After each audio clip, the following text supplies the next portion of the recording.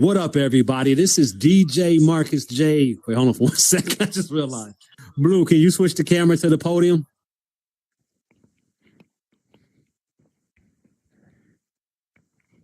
Or I should say to the to me or city. Thank you. Whoa, why is my head looking like that? Where is my head? It looks okay. I mean, to me, I don't have a head. Like, wow, that is pretty funny. Oh, if it looks good to you all, hopefully it looks good to Blue. All right, bet. This is hilarious. I look like the Headless Horseman to myself. What up, everybody? This is DJ Marcus J, a.k.a. Mr. Block Party, having fun in VR, dealing with the stuff that we got to deal with. Yes, it's technology, so yes, we do have to deal with technology issues. I want to thank everybody and welcome everybody to day 3 of the Metaverse Music Conference. I have to say a huge thank you to City Girl right here, our first moderator of the evening. And on our first panel, we have the one and only Ty Sky the DJ, Coop D Slim, Boo Bangers, Mike Lowry, and Soul G, all amazing producers here in the Metaverse. I just want to say a quick thank you to everybody that's listening or watching, whether you're out there on Twitch watching, whether you're on YouTube watching, and of course to everybody who's in the audience here. I'm not going to talk too much because I want these panelists to talk. I want these panelists to fill you in and give you some of their knowledge that they've assessed over the years. So with that being stated, I'm ready to step off the stage and I'm going to hand things over to the one and only City Girl. Thank you.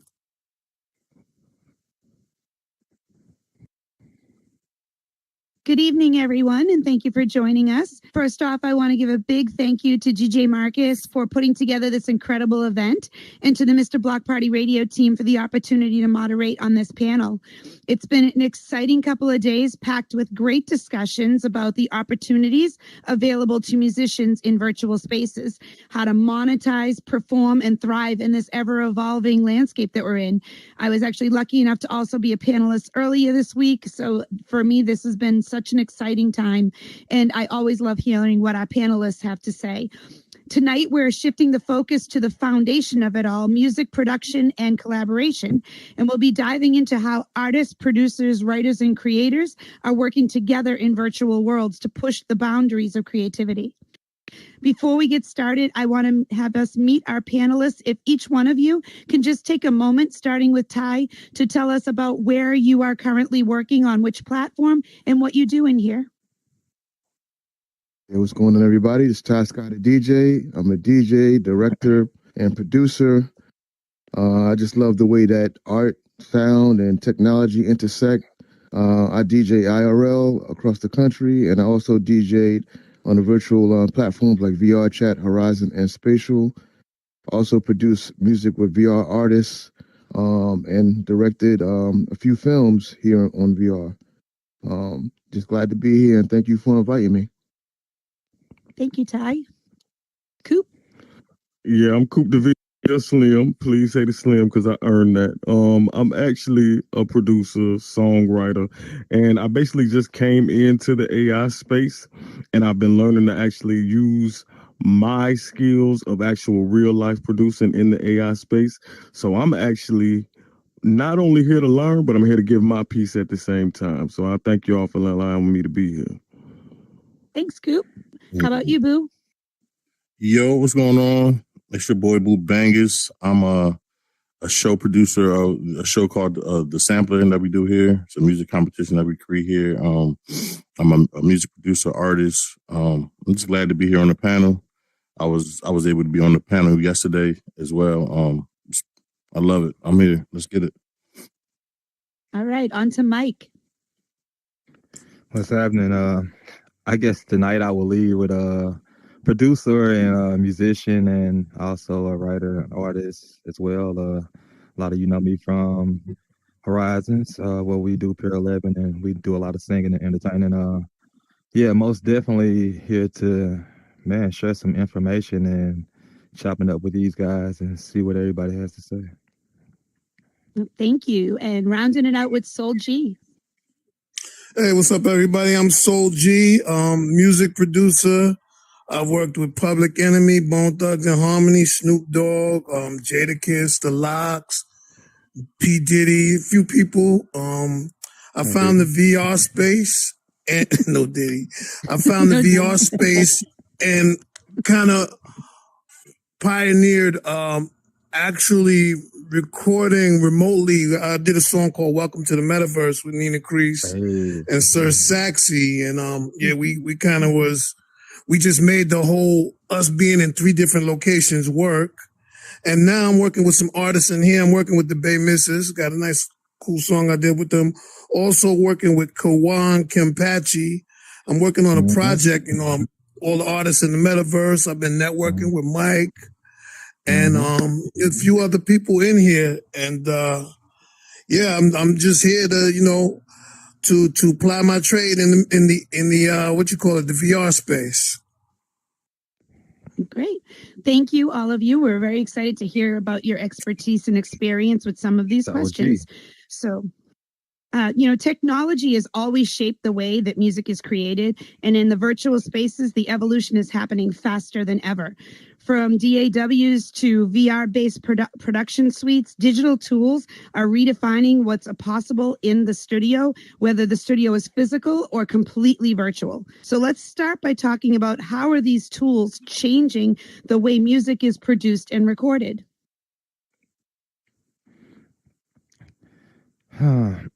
Well, I think a lot of things that, especially thinking from a digital standpoint, and a lot of people probably agree with me, especially, if you've, I remember with Soji having a conversation about just, some of the older equipment versus some of the things that we have now and just the workflow progress, like allows you and different things that you can do. Like, I can literally create something right here and share it with, any one of these guys, and that's huge for what we're doing here.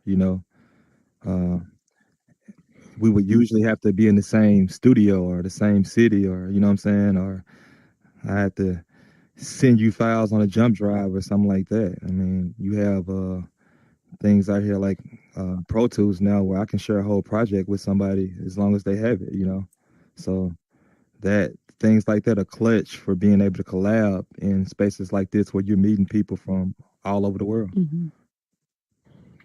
Exactly, and that's I can definitely second that because I'm a traditional artist, so I'm hands on the computer, so I'm mainly new to the AI world, but I've seen how fast it can actually make my workflow go, is what Mike was saying, because I can do things in Logic in real time in real life here in front of my computer, but when I step into some of these virtual spaces, some of the plugins that they have immaculate that you cannot find on your computer. So it's almost like it forces you to have another creative path here in the metaverse than you would or at home on your computer with yourself, basically. Yeah, and I'll just say it's amazing just how fast the technology has grown and continues to evolve. Like I remember recording on reel, then you could do stuff for like multi-track cassette and you record on ADAT. And then now with this DAW, and now you can do online tools. So like it's just going to keep evolving and keep becoming more and more. I don't know, convenient, or I don't know if convenient is the word, but But just be able to meet you where you are. It's going to keep evolving. It's not going to stop. Yeah, I felt like a dinosaur. How I think of it is that it's a double-edged sword. The technology, man, I definitely wouldn't want to go back to, I go back to 2-inch tape. I go back to edits with a razor blade. Like when we would cut from something to another, we actually cut the tape with a razor blade and splice it together. I think that's all interesting experience because that gives me a different perspective when I work with the digital stuff. But the other side of that with the digital stuff is like back in the days, just the mixing board, the mixing console alone might cost $700,000. That's not even counting the room and the rent and all the outboard gear. So you really needed $1 million to have a decent studio back in the days. And what the technology has done is it gives everybody that has a computer considers themselves a producer and an engineer. Right. And that's not always the case. And what it does is it increases the amount of songs that come out every day. I think now with AI, I think there are about 10,000 songs a day. So make that access on one hand, while it's made it easier in a lot of ways, Lost some of the quality. Also, you've lost some of the quality. It's saturated. Yeah. It's oversaturated. Absolutely. It allows people in the game that otherwise would not have been. And correct. Man, the third question took that to the 1,000th power. We'll get to that later, but the third question has taken that to the 1,000th power. So, but definitely I would not want to go back to the old way. I think there's so many benefits of using the tools. And for me, what I think about the tools is a lot of people complain that it doesn't sound the same way as it did on the analog stage. But how I see it is, it's a new set of tools, and you got to find a way to make it sound the way you want it to sound. Because if they could make that shit sound, like it sounded all those years ago, we got so much more tools. It's so much undiscovered stuff, so much things that we could do that we haven't even figured out that we're able to do yet with this technology. So definitely, thumbs up to the technology and those who use it right. Thank you all. Definitely the way you use it. So one of the big things is collaboration, as Soul was mentioning earlier. He's currently working with a bunch of different artists in here, and collaboration's always been at the heart of music in general. And in the metaverse, it takes it to a whole new dimension. Artists and producers are connecting from all around the world, creating and recording together in real time, sometimes without ever even meeting in person. So let's dive into not just collaborations in general, but what platforms in here are actually enabling real-time collaboration with artists in the metaverse. Okay. You got programs like BandLab that a lot of people use. It's a website. It's a digital DAW. It's a website where you can record your vocals through your phone or whatever microphone that you have, your earphones, and that's been enabling people to actually make these vocals as clean as they can get them and send them to an actual engineer that can actually clean them up a little bit better to make a somewhat professional sounding song.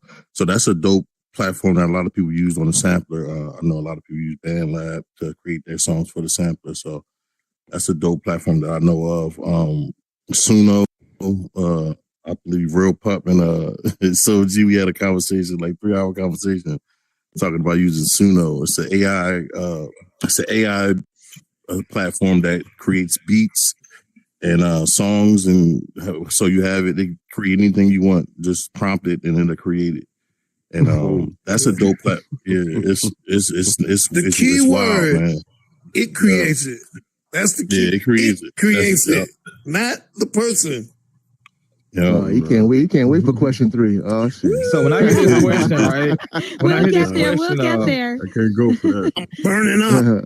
When I hear this question, I think of it from a different perspective, right? Because I'm hearing real time, right?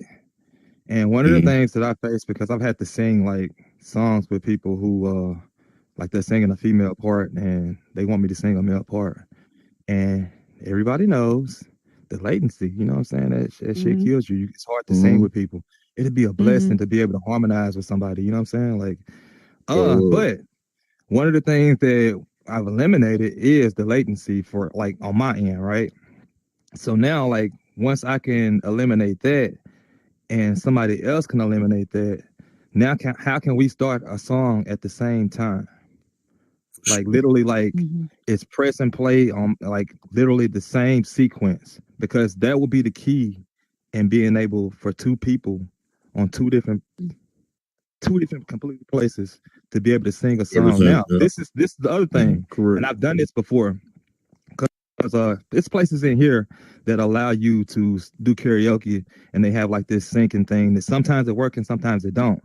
But I think the key thing is you have to focus on your music and not the other person's voice. Mm. If that makes sense. It all has to And do with everybody the would hear overall it together, clock. though. That's the thing. That the audience, they would hear like what they need to hear. As long as I'm focusing. So like me and actually DJ Marcus, me and him kind of chopped it up a little bit. And I don't know exactly what he had in mind, but I do know it was some things out there. And that was, again, the key thing is two people that are pretty much having the same music playing and being able to sing to their music, but you hear it all at the same time. And I know it's going to be something, we're going to chop it up, but I think that's what I think about when I hear that question. And again, like we're using interfaces now pretty much to come in live to kill, like, again, the latency to where you can have my voice and my music all together.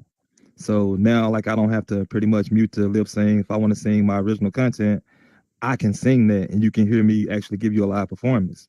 So now if somebody else has that same thing, now again, like if we can start that song at the same time. Now, see, that's actually something that thrills me with the live performances. But being a traditional artist and collaborating with someone in here, I'm pretty much always, like you said, with BandLab, I'll upload my files, send my files in, and have them record over it there, and then they'll send it back to me, and I just clean it up. So even in these spaces, it's still easier and quicker to kind of get. If you meet the type of person who matches your hustle, your drive, and they got the skills that you're looking for, you can actually build something with people on here and do actual full projects in the metaverse through other apps, but literally in here with others in different spaces of the world. That's what intrigues me the most. And then you're taking it back to even, and I'm sure everybody has done this, but just the fact that we're in virtual worlds, you can create anything you want. You create a studio. So you got a studio, I got a studio, a few of us. Right. But like even just the act of having a session in real time, you can listen to the music. You know what I'm saying?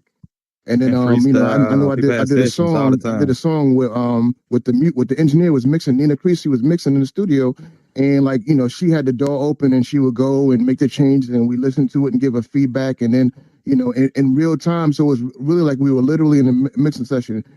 He was in New York, I was in Maryland, my artist was in LA, and we were just all doing it. Now I've also tried some real-time streaming tools. I had some very, very, very mixed results. So like Session Wire was one and Jack Trip was one. And like it works in theory, but it's just the sound quality, it just wasn't there. But like you literally can sing together, or have everything synced up. But again, there's a sound quality, and I think it's depending on how far you are from each other and everything. So, right. Well, in the interest of time, we're going to continue on with the questions, and hopefully Soul will come back, because I know Soul was really looking forward to speaking on this topic. But AI and machine learning are becoming powerful tools in music production, from generating melodies to mastering tracks. So some see them as creative partners, while others see them as potential disruptors. And what ways is AI being used in music composition and production, and what that means for artists working in the virtual spaces? And so glad that you're back. So I really want to hear what you have to weigh in on this with. Can I get a little bit of that last one? Because I had some thoughts on that last one. Are we really pressed for time? No. Go ahead. Go. Okay. So, I actually, in the collaboration, like in working with somebody in a different location, one thing that I always kind of try to do is overcome the limitations of the tool. For example, when we did Welcome to the Metaverse, we were in 3 different places and there wasn't any one particular tool. I mean, we had AltSpace, which had a very low latency, but still a latency. And we kind of supplemented that with being on the phone, or Skype. And we Skype in. I'm listening to what they're doing. And they're like, yo, let me listen to you lay that voice down. Okay, cool. Send me that file. And then I throw it in. So we kind of I was assembling the song while I was working with them. But there is a tool, not so much for VR space, but for remote recording, And I don't know if anybody uses the Wave plugins. Yeah. Mhm. So Bangers knows about it because remember I sent you that stream link and I was playing. I pressed play in my house. In real time. As soon as I hit play. So that Wave stream thing, you can actually open one of those plugins. If you got 24 tracks, you can open one on each channel, open it on your main out, and then if your partner that you're working with has the Waves plugins, he can open Waves Receive. So he can actually record from his mic in his mouth, in his house, and it'll go into your DAW and record on the track of your choice. So that's like a one way. Then there used to be this thing called Rocket Audio too, where basically they did a demonstration. It was like $25 an hour though. The Waves joint, you just need a subscription to Waves, or you need to have the full Mercury bundle, and you could literally be in 2 different locations, and the vocalist could record while he's at home, and the bass player could be putting down a track if he got Wave Send and stuff. So there are tools for the remote. Now for the Metaverse, the problem is that we come in here all at different times. So we all are, there's not a universal clock that we're all synced to. So if you came in 5 minutes after me, you came in 3 minutes after me, you're going to hear what's going on different than I'm hearing it. Because your clock is on a different time. They haven't solved that yet fully for the Metaverse, but I definitely see what Mike is doing with the audio interface in the headset with the 3. So yeah, so all in all, like remote recording, sometimes it's a little work, but the whole thing is like if you know how to put a song together, you know what elements you need. And ask Banger how many times I haven't recorded his joint over. Like if it's not, you know, because I never said whack, but sometimes you have to, what you call it, you have to make up for the fact that you're not in the same room and figure ways to still get because the key is to still get the best out of the artist that you're working with. The best quality. That's it. The best quality You always want and the best performance. However you can get the best. You know what I mean? You gotta push it. Yeah. And that vibe.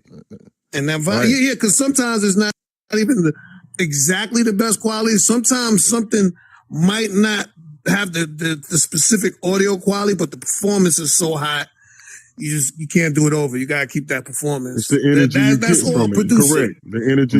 Right. That's all a part of it. Exactly. And the energy being in the same room. Ultimately, You know that's what I'm the saying? best, Sometimes right? that's There you lost. go. Yeah, ain't nothing like a exactly. session. Remote, Ain't nothing like a real physical session. And you can't beat that. Those things Yeah, like no, you Reproduce definitely that, but you get as close to it as Oh, we got real pup. I seen real for pup jumping. Oh, real pup in here. Save him a seat next to me. Word. Okay.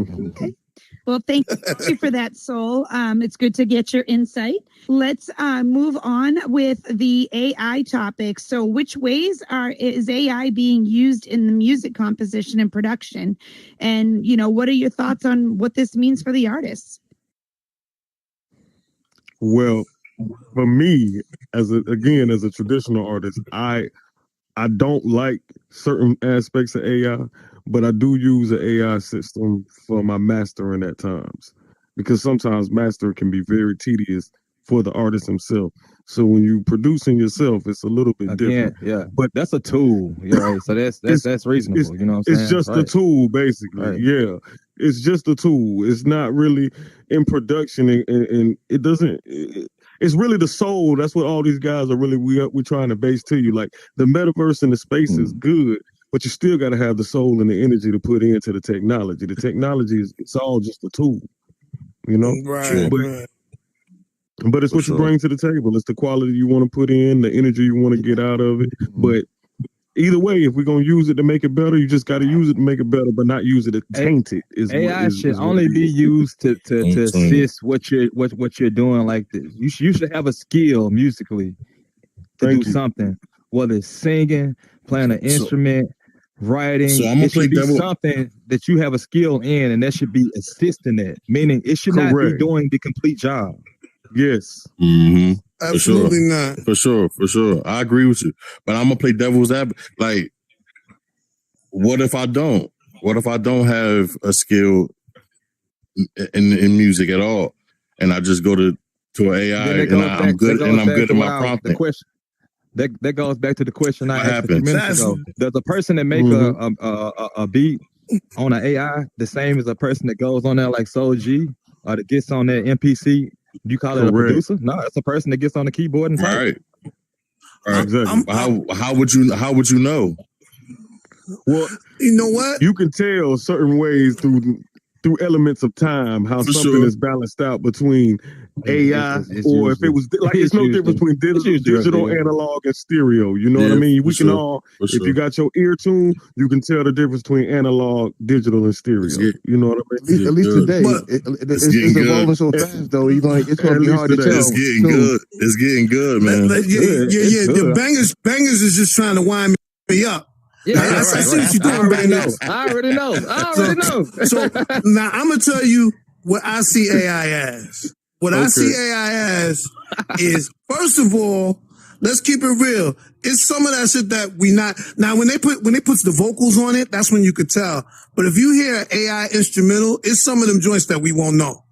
And some people is gonna lie and say they did it. That's just real. That's right. Yeah. And some of them you could tell. But what AI is, and Banger said something. He said, if you're good at prompting, there's no such thing as good at prompting when you're making music. Right. That's just some shit to feel good about not working. Right. So That's a fact. like That's a fact. on some real shit. Using Suno and UDO and all those platforms to type, hey, I want a beat like this, or I want a song like that. Right. That is no different. Yeah, that is no different than having a friend that's a musician or a producer and say, hey, man, can you make this beat for me? That's all because you have no control over the output.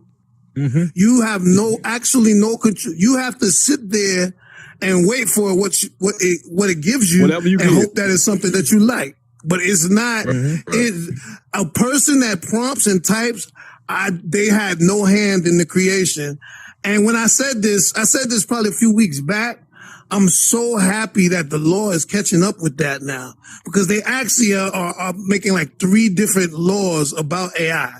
First thing being that you make something completely with AI, you do not own it. No matter what Suno, and if you look at their terms of service, they own not only do they own the output that comes out of it. Say you did a beat. Each plugin. Yeah, say that you did a beat and it's not finished, and you put it into Suno and you want it to finish and add some melody lines on it or add some pianos on it. It not only owns the shit it adds, it owns the shit that you put into there.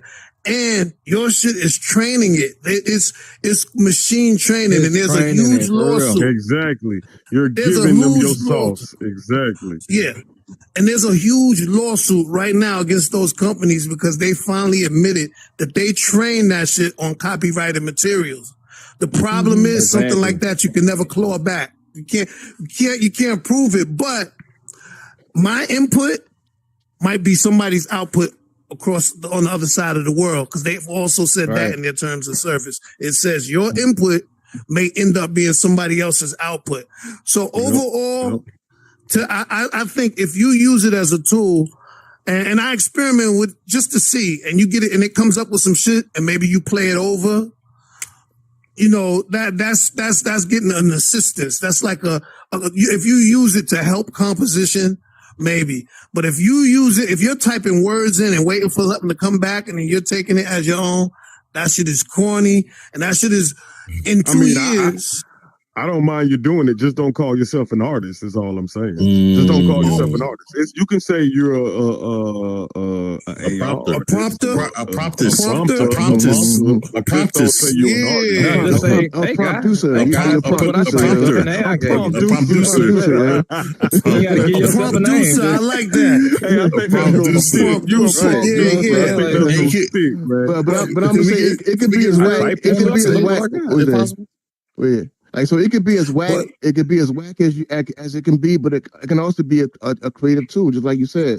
Like you may use it to create samples that you take and then you chop up, right? Or like you said, you may put stuff in there that you started and then get some ideas of the Right. bridge or some keys. Right. And you may take that, you may split it up and replay it or retrap it. Like, just like Soul G said, like now that's For sure. using it as assist. But the one thing you Right. can't To do, assist. the one thing you can't do is you can't stop it.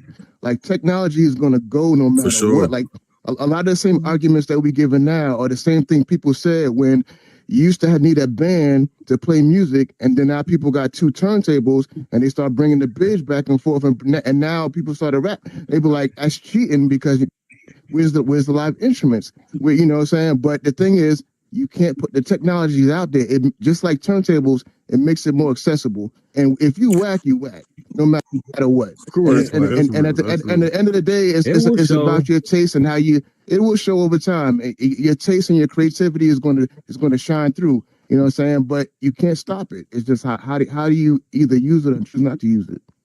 Yeah, no, you can't stop it, but it can stop you. So If you whack, you just got a little bit hotter. No, in 2 years. Okay, so I'm putting a movie together. Okay, and Ty, you put movies together. So when you're trying to find the music for your movie, right?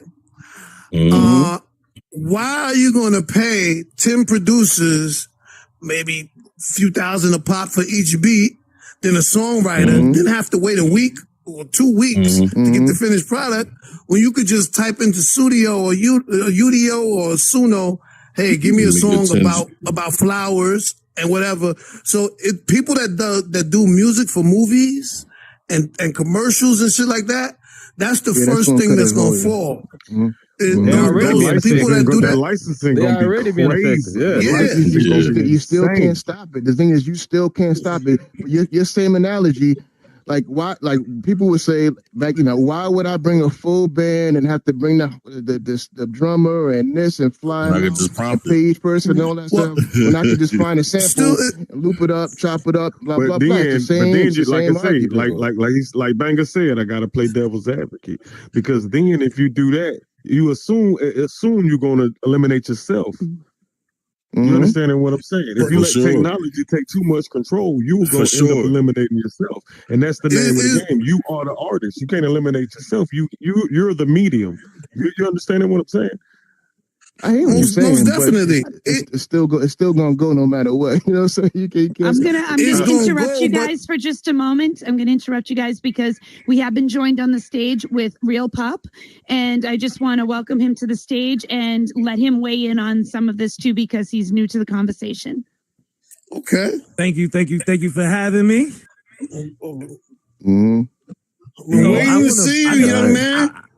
I'm gonna piggyback off of the turntables came. They said sampling was not real music. Then forward and had our digital dolls. Said Fruity Loop not really produced. You gotta fix your filter. You breaking up. Yeah, bring your filter down. Yeah, your mic threshold or something like that. Yeah, bring your threshold down to 0. Okay, but he's about to go down the timeline with y'all saying how back in the day they said sampling wasn't real music, and it's just y'all elevating. 100% right. Y'all 100% right. You just got to use it as a tool. It's there to help you, not do it for you. But I agree with everything y'all saying. The technology gonna come. Finish your timeline, then I'm gonna go over your timeline because it's two different things. It's apples and oranges. It's not apples and oranges. It's apples and oranges.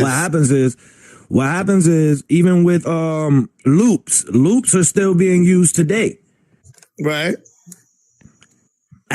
But producers are sampling loops and taking what do you call that? Ownership of those loops that they use. Facts. Okay, so now unlike being able to sample back in the day where you couldn't take ownership of what you sampled. But now moving forward, I'm saying with AI as a new tool, you can create your own loops, you can create your own sounds to actually sample and produce with. That's so. Since the last time we talked, I've done a lot of research on that. and how you said that every time you're going to get a different thing. In their terms of service, it lets you. Damn, what the hell happened? In their terms of service, they let you know that what you put in, somebody in China might get. What somebody in China might put in, you might get it. It's not an unlimited supply of creativity. Right. It's taking what you put in, what that person put in, what it learned, and it's giving it to you. Right. And don't think that we talking about put in. is a one of a kind. It's gonna be crazy. But even the output, don't think that your output is one of a kind. Once it's in the AI system, somebody can get that output. And I researched that. Somebody can get that output somewhere else. Right. So it's just like buying a sample CD and you pick a loop. If you don't flip that shit and you just use it how it come out, somebody might have the same shit somewhere else. Right. And the difference between prompting and back in the days when they said that producers and DAWs got rid of the band, there's still an old musician told me a long time ago, when you make music, you got to put your body in it. So if I'm pushing buttons, playing keys and all of that, I'm still in it. If you type in words, you're not in it. You're not in it at all. You just type some words. And I'm so happy to let you know that the law is catching up with that.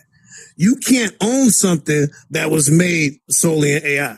You can't. And that's according to new AI copyright law. That's not even my opinion. They're coming with 3 AI copyright laws that say prompting is not considered creation. Can I say Hands something? have to be used to create. I think it's dope though, because again, like it like he mentioned, it's gonna be something like, especially with AI. I like how he gave the timeline, because talking about Fruity Loops, I remember when Fruity Loops came out, I wouldn't touch that shit. But I eventually saw I eventually saw where it could be a plus. But this is the thing about all of it.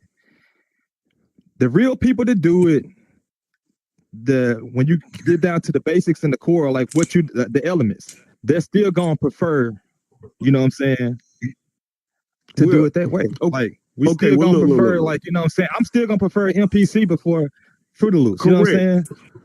But let me say this. And even fans, like fans of music, and that's why I guess like that's where you don't have to worry, I guess, as an artist, because I think eventually, you know, I think all that stuff, it has its moments, but your core audience, you know what I'm saying, that you're appealing to, you're not gonna worry about that, because they're not gonna be on that anyway. You know what I'm saying? Yeah, but all of that is good, and all of that, right?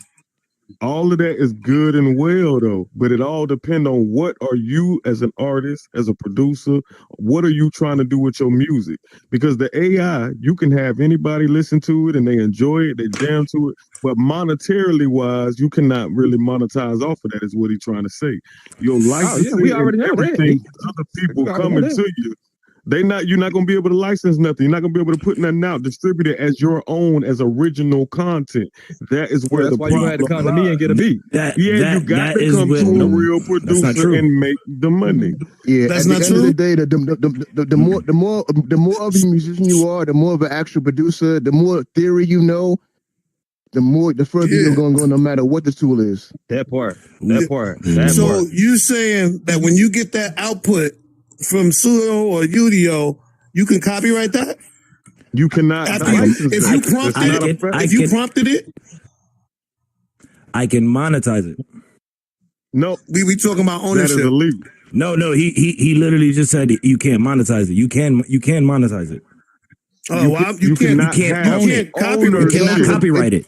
It also depends on the platform. You can't copyright it. So the monetization is limited. You can't copyright it solely. Wait a minute. Now look. So here's the thing. This is what you're missing. You're missing a key point on this copyright thing. We're talking about producing. So if you are a producer and you use an AI tool and chop up a sample from AI and use that and you produce that works, you can copyright that. If the I think you're missing what I'm saying. You cannot copyright. You cannot copyright solely AI beats from Suno. No, you cannot but copyright. I think you're missing what I'm saying. I think you're missing what I'm saying. if you don't flip it actually- and hide it, if you don't flip it and hide it well enough, just like back in the days when we sampled some shit from a record and we hit it well enough that they didn't know, yeah, we could They didn't know copyright it, right? that They don't shit. recognize it. But you don't have to, right? if you take something from Suno You get and that it's clearance, clearly that clearance. recognized that it's You gotta from get that there, clearance. you don't get points for chopping it up if somebody could recognize it. If it could be recognized, that means you physically use their thing, and that's mechanicals. What You I'm trying can't to get say is mechanicals so or you can publish you it. Cash can out. copyright it, but you cannot copyright it as original works. So this is the thing. What you can do is you can make it and you can play it for everybody in this room. Nobody can go and remake exactly what you made. But if the NBA likes your song and they want to play your song on the NBA, they cannot do it at any point in time. You do not own that work, is what I'm trying to tell you. So what I'm trying to say is you can make the music. Yes, you can do that. You can use it. But your monetization is extremely limited because you have no ownership. That's what he's trying to tell you.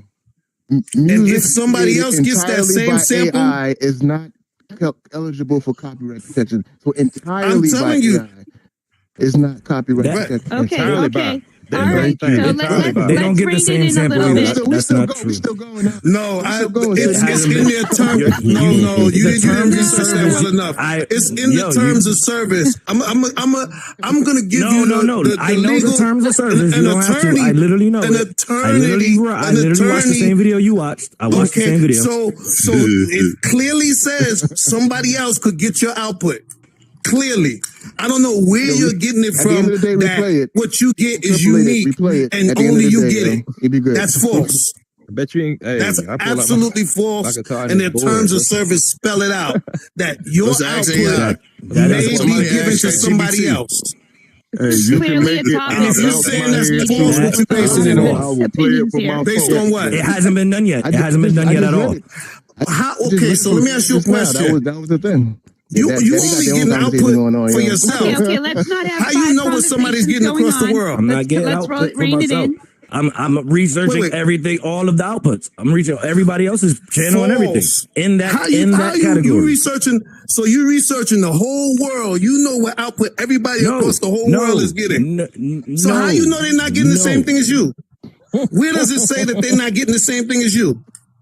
The thing is, it said Ain't gonna could. stop, yo. Okay. Ain't gonna stop. All right. Right there. You're making So- assumptions. Yeah, All you're doing is living off of an assumption that it's hitting the same thing. I'm going by The what they terms of said. service is an assumption. It's an assumption. It says it So, could. It's not- There let's are rein it in. possibilities.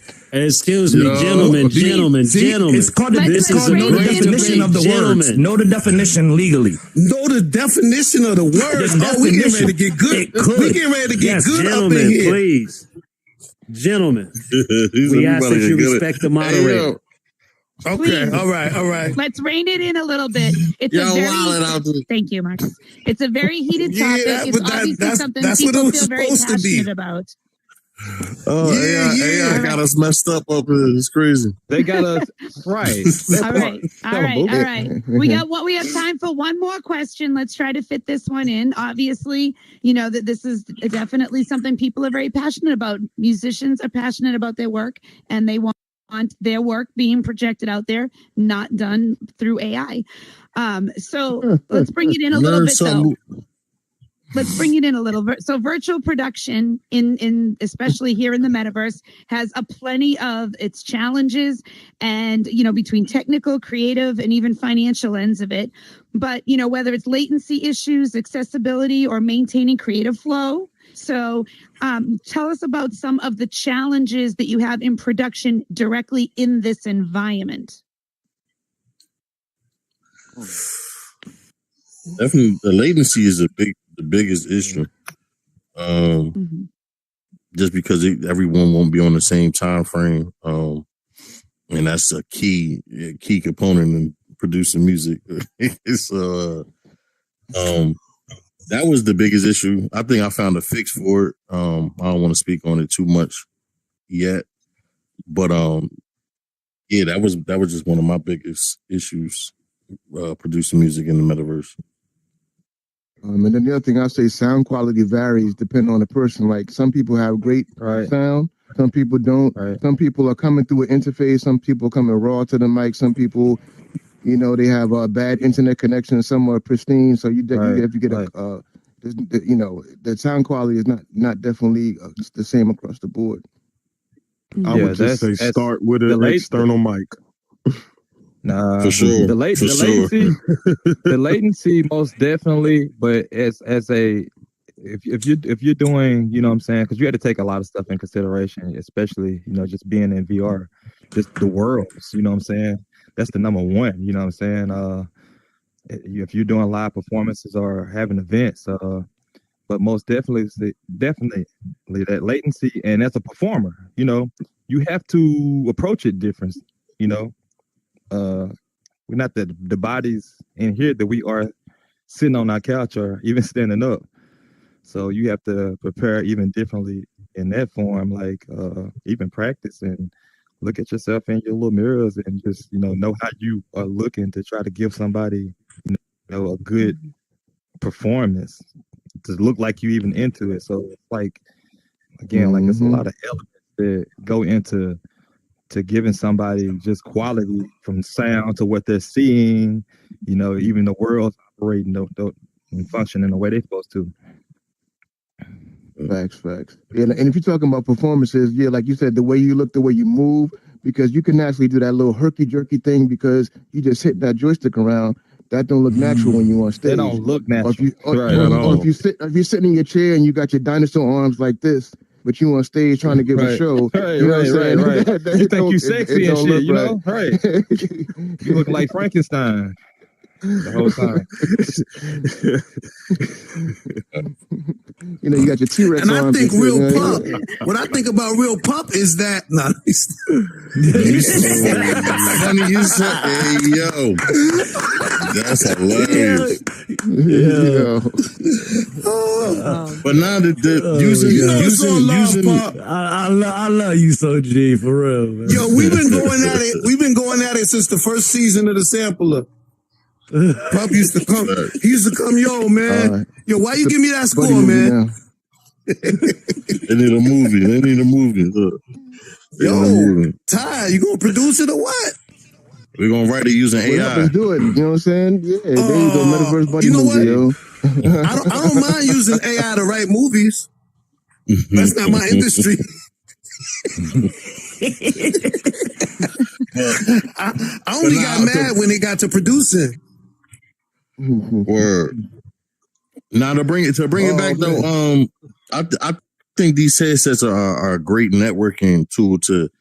You could try to record and produce music within the metaverse, but it's better to just link up with people in here, meet them, link with people, get into a immersive environment, and just share files through email and things of that nature, and get phone call and get the number. Absolutely, you know what I'm saying you can produce it. You know what I'm saying, something like that. Cause me and Soul G, we work on a lot of music together, and we usually on the phone, or you know what I'm saying, we hop in the headset, maybe get a screen. Now you got an echo. Yeah, I agree. I agree, man. It's almost like it's not so much how we work together within the virtual space. It's how we overcome the virtual space and still work together.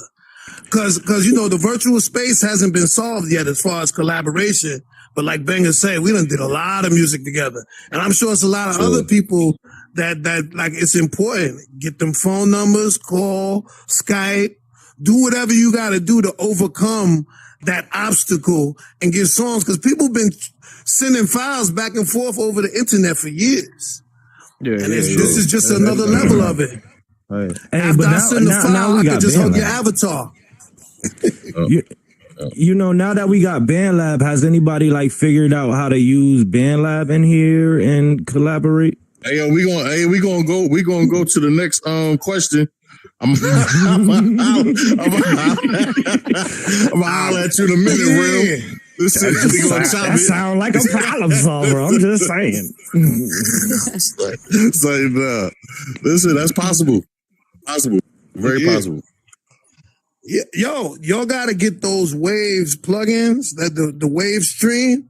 That shit is yo, I hit play in my house and it starts playing in your house instantly. It's like zero latency, just about. Well, it's the same thing with BandLab. Have y'all used BandLab the same way? I haven't used BandLab yet. We can be me and you can be in a session together. Like I record it and then you can mix it. You can see me recording and then you can mix it right there. Yeah, chop it up, everything. Mix it, all the above. And that's not the only one.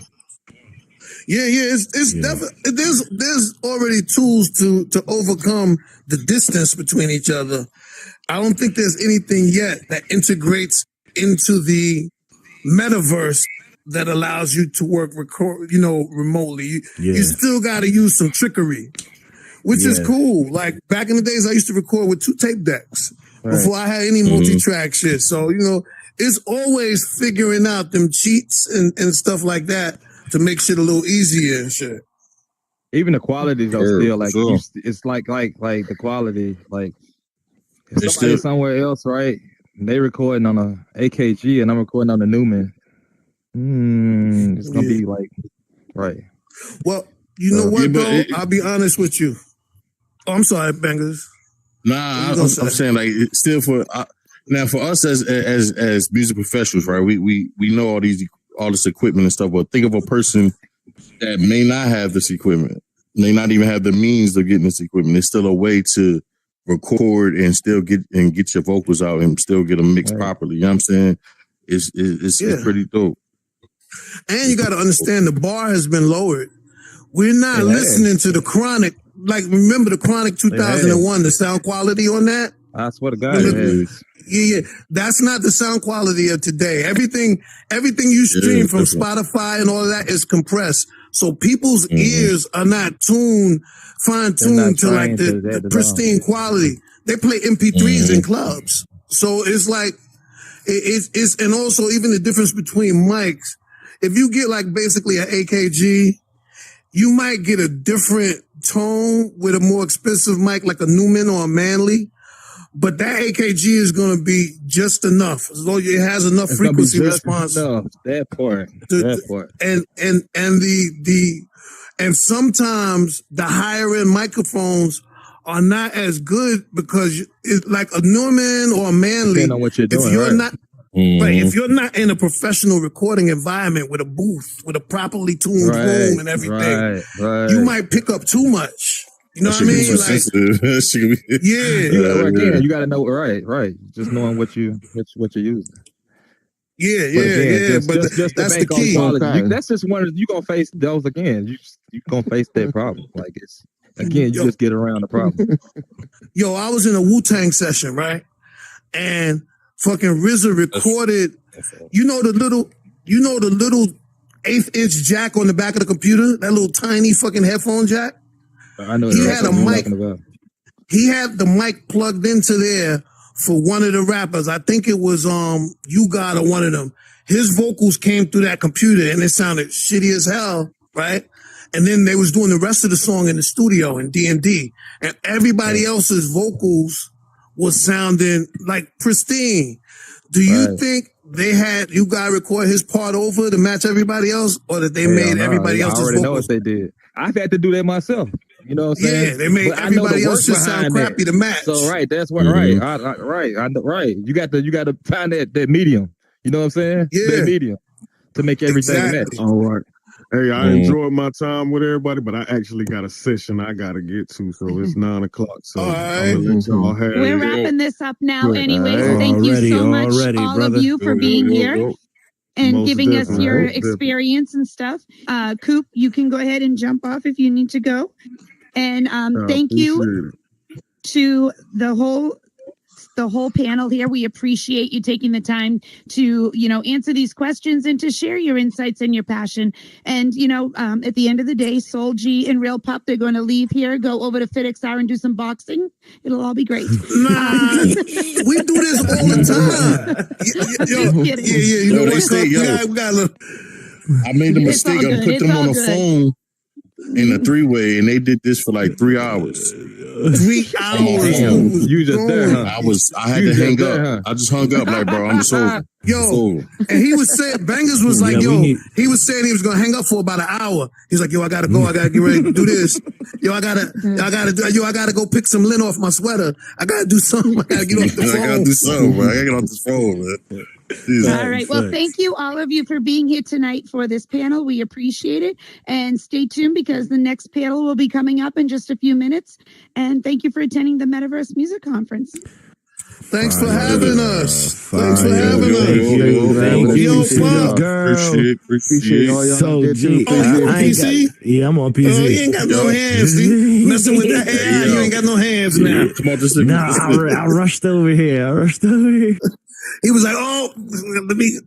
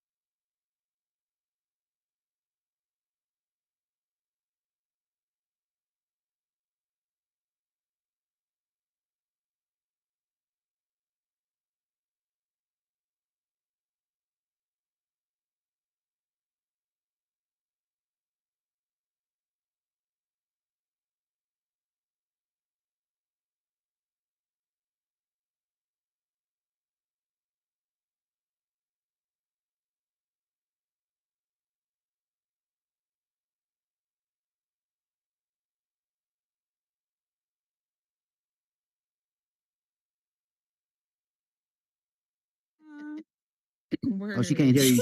She can't hear you. She dead. Oh, Howard. I'm sorry. I miss my. I miss my grandma. Don't mind me. She's an angel watching. I am done. I'm just shaking my head. Okay. That is funny.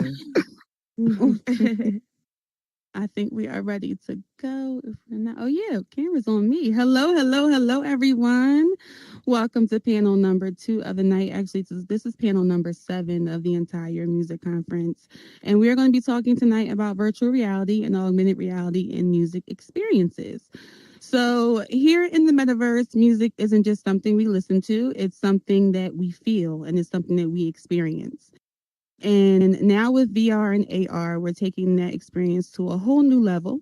And we're not just watching concerts, we're stepping inside of them. From music festivals to performances, technology is changing the way we create and how fans connect with their music like never before. So with tonight's panel, we're going to be diving into how VR and AR are reshaping live performances, music videos, and audience engagement. And we're going to explore what's happening right now, where it's going next, and what this means for the future of music. And I could not ask for a better panelist up here with me. I'm going to introduce them one by one. We have Goddess with the big Z, my sis, the hostess with the mostest here. Number 1, hi Goddess. Give her some emojis. I'll give her some emojis. And then we have Tuck, nice to Kia, songstress, poet, educator here in the metaverse. Lovely. Thank you so much for joining us, Kia. Thank you so much. We have the lovely Anadi, the teal goddess over there. Hello, Anadi. Thank you so much for joining us. Hello. Also a beautiful voice as well. And then we have Howard down there at the end, Howard 702, creator here in the metaverse, podcaster as well, all around dope fella. So we're going to get into our questions here shortly. We're also going to take some time at the end to do some Q&A. So I want you guys to have your questions ready. I'll section off some time at the end so that we can do those. So we're just going to hop right on in and kicking on off. Okay, so with the first question, let's start with the fan experience here in the metaverse. How does VR completely change the way people experience concerts and live performances? And what makes it different from just watching on a live stream or being there in person? And I want to go to Howard. Oh man, that is a good question. Good question. I say first off, it like in any sense, it makes it more safe. And when I say more safe, a lot of people have social anxiety. A lot of people have been in situations where they don't want to be, they're not comfortable in a public surrounding. You know how we have all in the world shootings, bombings, and everything going on. So to get on your headset into a immersion that you could really still find like how you say find some type of satisfaction with it, like with a show, that is a amazing factor because it is still an outlet. So for that to be on this forefront that we're on now with the headset, it's becoming something so new. I'm seeing so many people that are loving to do shows or go to shows on here now, like because they're able to feel like they're up front. You know, usually we have to pay like thousands of dollars to get VIP. Now you can sit here. I said no shade to the light skinned people. I'm light skinned, but we could sit here and watch Chris Brown dance all in front of you and dance all on you if you want to feel like it. You can sit here and feel like you're touching on Meg Thee Stallion and it's going crazy, but not even that. But with a meta artist now, you can sit here and see the creativity that they have behind us. There's so many people, you know, can't afford budgets and everything in IRL. So to come on here on this platform, you can see more of the immersion, more of the creativity. And I'm saying it's becoming more of a eye catcher. I definitely agree with that. Anyone else want to chime in on that about their experiences with live performances and concerts here in the metaverse? Yeah, there are no. Oh, go ahead. I'm sorry. Go ahead. No, go ahead. Go ahead, Boo. Go ahead. Do your thing. There are no geographical barriers, so you can go to a concert anywhere, you know, across the world, and you don't have to worry about the cost of getting there. And it's also interactive. You can create your avatar the way you want, and you you know, if Right. teal, whatever, and you can go in and enjoy yourself and not have to worry, just as Howard said, about the security aspect. You feel safer. You know, it's a safer way to enjoy the Yes, concert. because you're in your home. I was just gonna Absolutely. say, I was just gonna say, just seeing a different experience, like what people create in the metaverse, you cannot really get a lot of that in real life. You know what I'm saying? So just seeing people creativity with how they create their worlds and the special effects and everything that goes into creating that experience. A lot of that stuff you can't see in real life. So just seeing people where people's mind can go, like it's an experience. And like we all said, we're in the comfort of our home, and at the end of the day, we're going to stumble upstairs and go to bed and have a That's good right. time and wake up like we done party all night. Exactly. You haven't had So, nobody yeah. drive home drunk on the metaverse. That's a good thing to see. No Thank Ubers. you. No Thank you, Ubers. thank you. So yeah, No definitely DUIs in the meta. Nope. None at Records all. clean. We got good records. Yes. And you also Can get to hang out with the artists, you know. Oh, You get to yes. hang out with the artists and have Yes. you know, intimate That conversations with them, which in real life you probably would not get a chance to do will that. So never. Exactly. True. Without paying Man, a I paid hefty price for $1,000 to it. Chris Brown. Then this man just to rub on my leg, and I'm like, man, come on now, really? I was trying to get some game from you. Let me stop. Let me I'm so done. You got a strike with that, huh? He said Oh I'm man. traumatized. Okay, but no, I feel like I feel like VR performances they kind of like transform. I'm gonna say what all of you said pretty much. They transform, they connect, they elevate the experience and I feel like even more immersive. Like I feel like fans and people who even just like are just supporters can feel like they're right there with you. Like she said, you can see them right after the show and hang out with them and say, hey girl, and take pictures with them without it having to be any stipulations behind it. Right. I feel like even it makes things easier, like virtual meet and greets, or even like people do visuals and music videos. It's easier, way less money to do the music videos. And I feel like it's just a different experience for everyone who comes in here as an artist and as a fan in general. But as a fan, I started in here as a fan of plenty of people's music, honestly. And my experience, I was breathtaking. I was in the new clubs at the time, like, oh my goodness, watching them perform, like Bay Misses. Oh my goodness. When I seen them perform for the first time, no lie, y'all, Not the Bay Misses. it was lit. And it was on like some type of roof thing.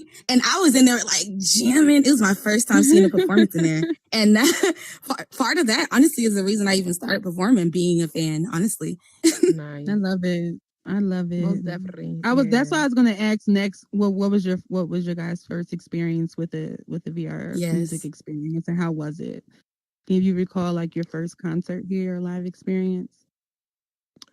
Honestly, I came in when they did the virtual the hologram of Biggie. That's same. what I first seen. So like to come in and experience VRG, and I Y'all got me feeling old up here. I'm jealous. Oh, yeah, you know we OGs, baby. But yeah, to see Big in concert, quote unquote, you know what I mean? Like that was definitely an immersive experience, and yeah, that had I won't me forget like, that oh one. yeah, I won't I forget would that never one at all. forget that.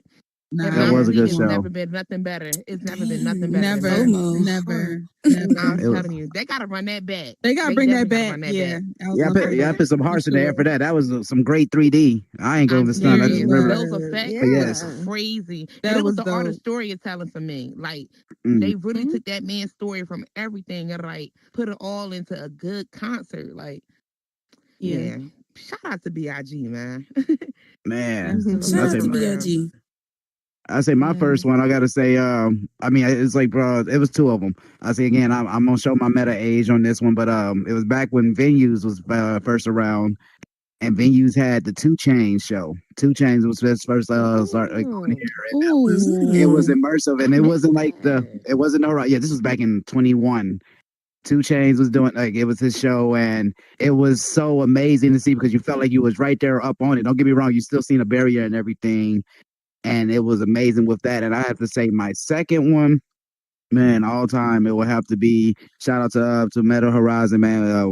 Was when again, I put together a Meta Woodstock, and I was able to see so many artists. Like I started off with 5 artists on there at the time, and those became my playlist. Shout out to Harles Mack, Row from the Nine. These were artists that made me fall in love with the Metacraft. And not even just that, it was just so amazing just to see, oh, this is coming from the headset. Like what? Like this is somebody right now performing on the headset just like me, and that what it drew me in like a crackhead. I ain't going to stunt. I was sitting here shaking like Holiday Heart, and not Holiday Heart. Yeah, like I had the bike and everything. Like, come on, man! Like, let's give me one more song, Like, and it's but that was an experience that was amazing with shows. And I think like somebody just popped up, like this man right here, like Danica, like to see shows, like man, like welcome to the like, stage. But the Bubble Bus, man, like, shout out to that. But that is the God was just saying earlier about with creativity to really see that on here. I mean, I've been to many shows in IRL, but never a show like that in the headset, because a lot of people don't have that budget, or not a lot of people want to explore that creativity because they are limited to so many abstracts and stuff. But yes, man, those the 2 times, and with Bubble Bus over here, no Diddy. Sorry, Danica, with that. But yes, but yes, man, that was some memorable times.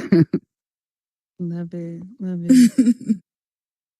So, anyone else want to weigh on their first experience? Move on to the next question. So make sure I get everybody in. Go ahead, babe. For me, it wasn't really a concert. Well, I did see the Biggie concert, and it was awesome. But for me, I was fascinated by when I first went to Power Hour, and I saw everybody getting on the mic, spitting live and everything. And then I started going to the karaoke, hanging out in the karaoke boys. That's how I became karaoke queen. And I was just like fascinated by the whole thing. And I was just like, oh, I want to be a part of this. So, so it wasn't really a concert. It was music, but it wasn't really a concert that hooked me. Okay. Yes. And that was 2 different platforms we were speaking about too. Talk about it. That was 2 different platforms, Horizon and VR. So let's get it. Absolutely. Yeah. Now we are seeing some wild innovations in VR and AR when it comes to live music, from holograms to things like the Soapbox does with the holograms, to fully interactive concert worlds like they had in Horizons with Victoria Monet. What are some of the most exciting ways these technologies are being used right now, and what excites you most about them and for the future? Oh, that is amazing to hear with that factor. Shout out to the wonderful people from Soapbox and the wonderful people from Scene. These are the people that are making it more interactive. Like I say, to really have an artist pop up in your kitchen, in your bedroom, even if you want to be in it. You know how I gotta say about my grandma. My grandma loved Keith Sweat. I could imagine her on the headset right now, trying to have Keith Sweat pop up in her bedroom. I won't see her no more. And like, but that's the immersion that is really like being amazing with this on here. So to really see that again, like it's making it to the point that you're not going to even want to go to a show in IRL, because how many times you go somewhere you don't really get the pleasure of that show because you probably got a drink spilled on you, somebody probably got some BS going on, but then you have a more like intimate setting. And I don't say intimate like Cinemax or whatever, because a lot of people just want to sit here like, oh, it's an avatar, so you want to get freaky with it. No, like intimate, like you can really sit here and like interact with this artist that you feel like, or you feel like you having a one-on-one. And like, so developers like Soapbox and Scenes, they are really showcasing that, then also bringing that nostalgic feel, like from artists like Digital Underground to Stevie Stone. And man, Rich the Kid, like to sit here, man, you turn up in your own house. It's amazing to do it. You're not it's like, a vibe. like yes. And the music is doesn't have to go through all these layers to get to your soul. You got all, you know what I'm saying? When you're immersed, you're directly getting that music instead of it going through all the crowd, the noise, and all the safety and all that you have to contend with to try to enjoy a live concert. Yeah, I hate finding parking, so that's one plus. See, you see how much you saving so far by being on VR. I know, right? I bet you can write that off as an expense. So, and you know what?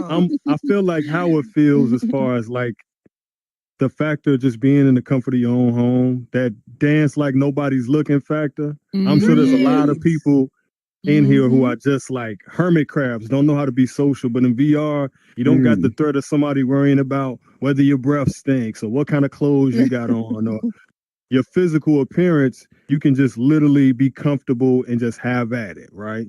That's like one of my favorite things about VR. I'm just safe at all times. So I don't have to be in a room full of guys and be like, man, where's my wallet? Man, this person looking me up and down, trying to worry about my Get your hand safety. out of my pocket. It's No Malcolm X. funny, but it's something especially Get as your hand out of my Yeah, pocket. it's true. as It's men, true. it's something we definitely look at. If you're security conscious and you just want to make sure the area is safe and everything, I can be hanging out with Mrs. Danica and I don't have to worry about who's across the room trying to make a pass or put pressure on her or, you know what I mean, just violate our personal space. Like Yeah. this is A1 as far as just feeling comfortable with There yourself. is something to be said about be feeling safe and secure in an environment because you get to just exhale basically and really enjoy everything and without having all the outside interference that you got to worry about. So Yeah.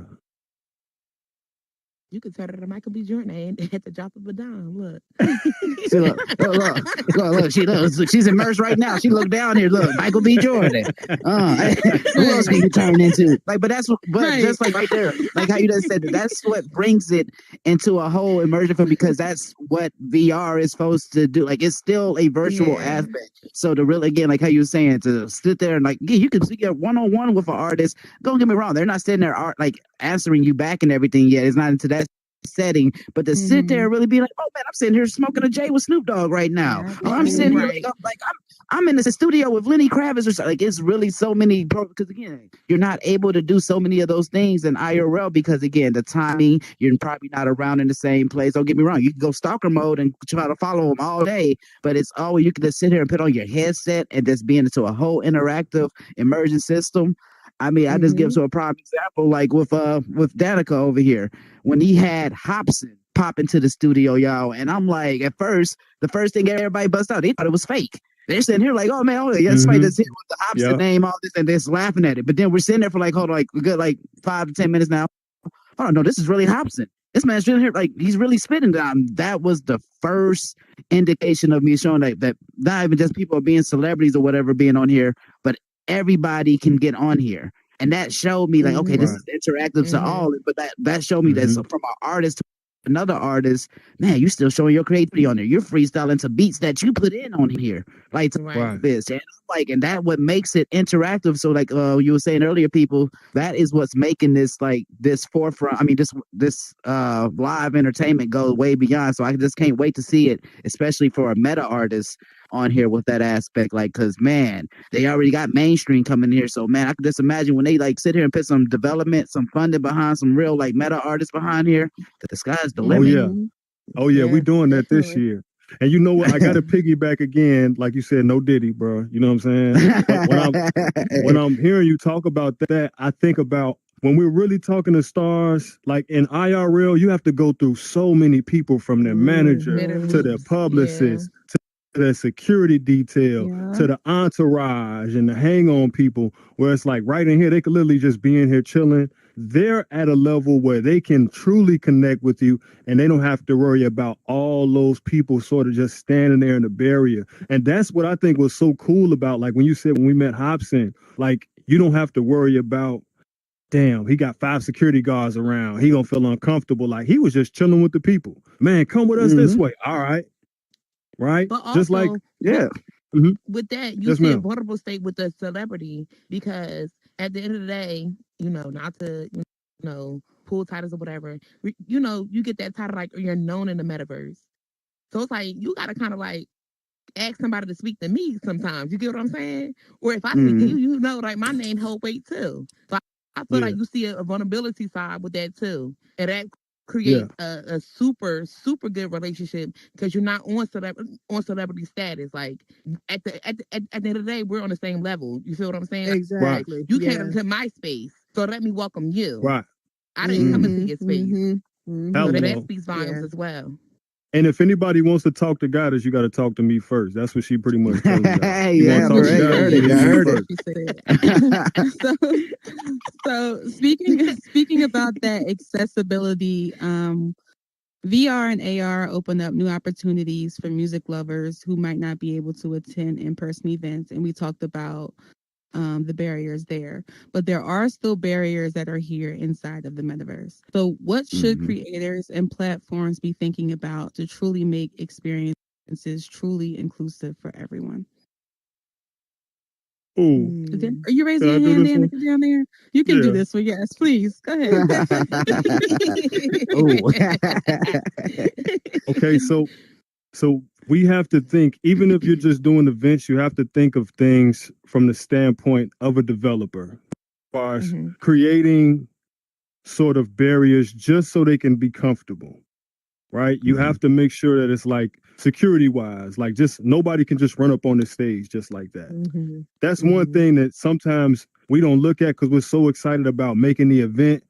We forget, oh, we need organization. We got to plan for the X factors, right? So you got to look at this thing like literally like you're planning security detail, right? And then on another side, like you have to have professionalism just with organizing everybody, right? Goddess, I always see her a part of events and they do a really good job of making sure this person is in position to do this. This person is there. When she's hosting, she's making sure she's shouting out certain people, introducing people, like professionalism and just staying in that realm of organization goes a long, long way when you think about the preparation needed to just sort of put on events and sort of bring that outside stuff in here.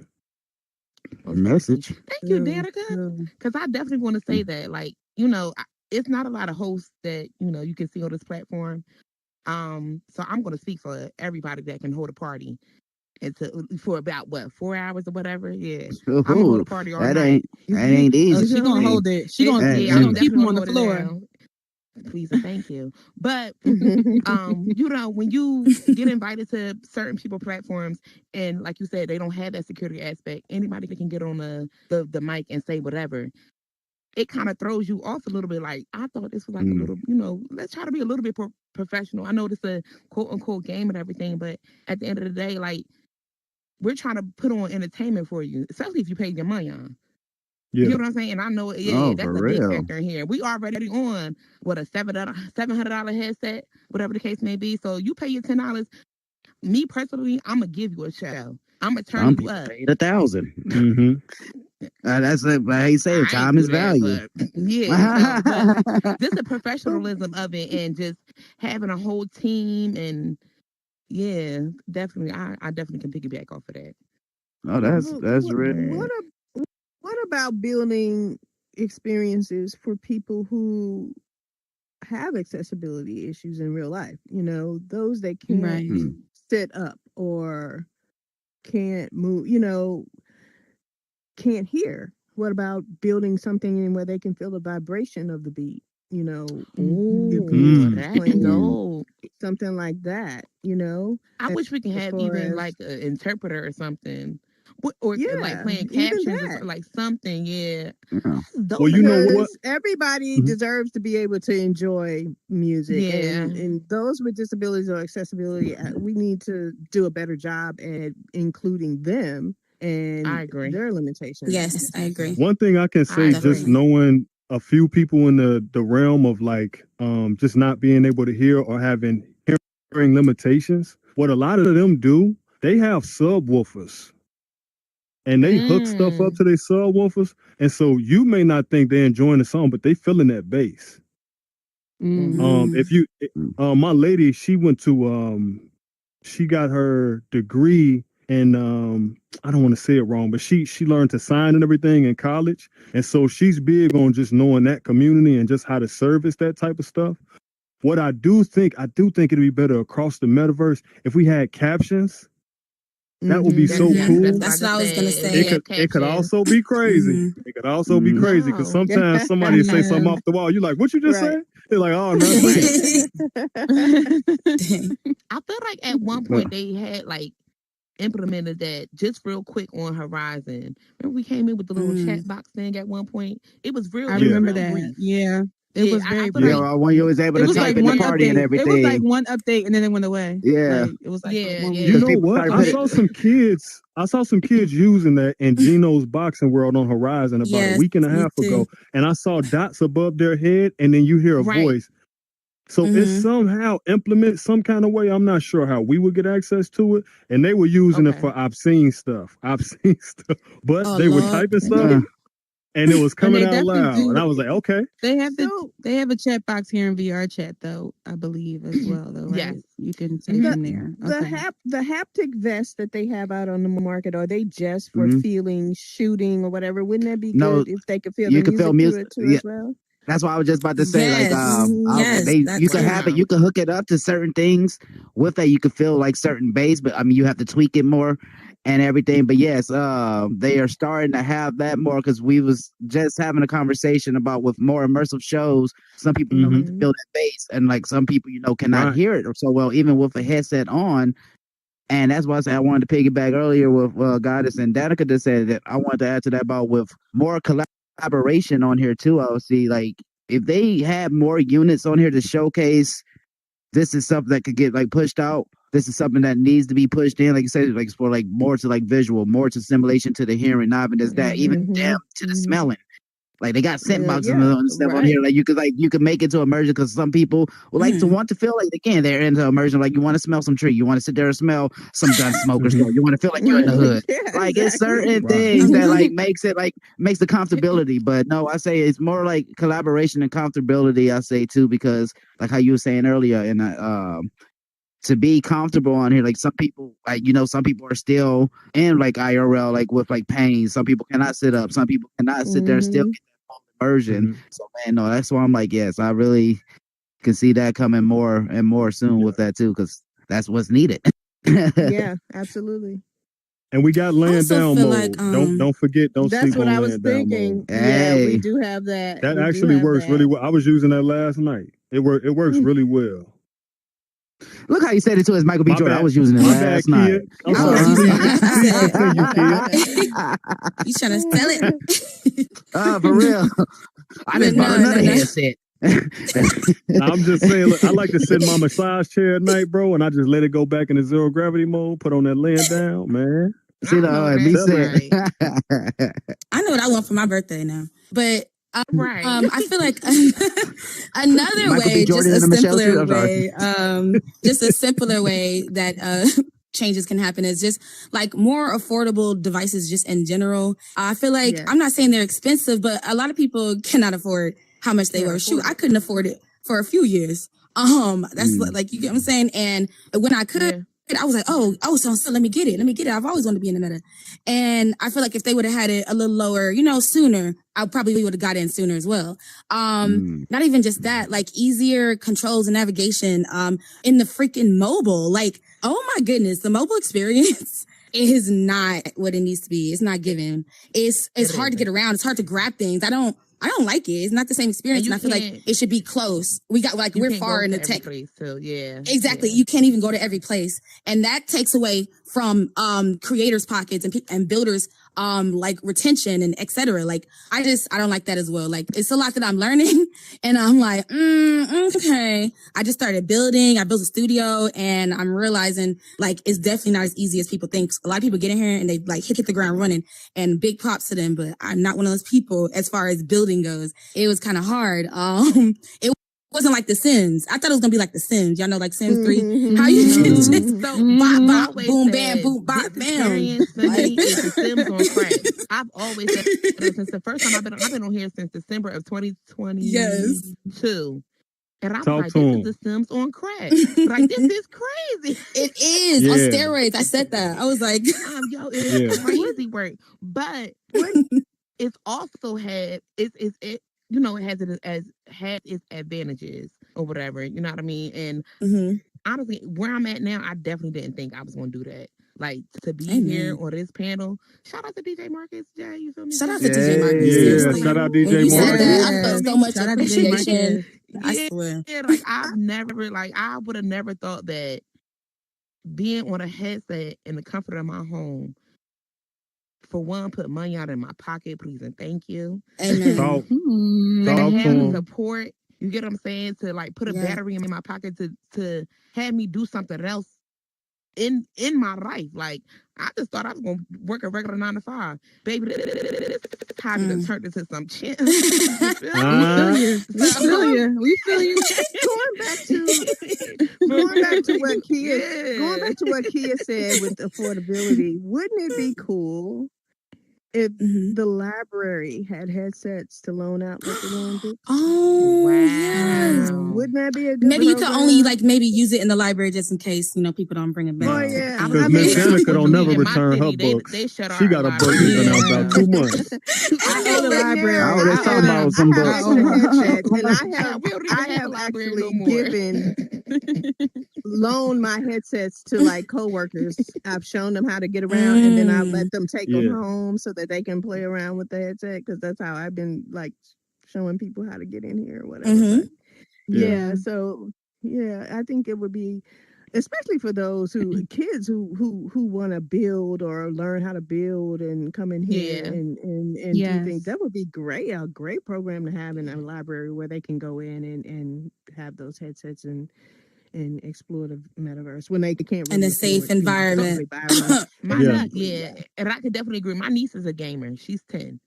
And I feel like me and her is one of the same. So when I got the headset, I started off with the 2. And when she seen I upgraded to the 3, she's like, Auntie, can I get that? No, baby, but I'm gonna show you. You know what I mean? I'll show you a little bit. You know what I mean? You know, I can't No, baby, I'll show you. No, baby. But I'll show you, you know what I mean, a little bit. So yeah, I'm trying to show her, you know what I mean? She can play around this and the third, but we also got to be careful. Oh, yeah. Different worlds and stuff like that. So I feel like if we can do like, so boom, Uptown Zine, he has a day party for kids with Club Truth. Oh, I did not know that. You know what I mean? Like, so little things like that, like with the Ghetto Creators. I've even hosted a Halloween party for kids. Now, y'all know I'm the shot o'clock queen in the metaverse, okay?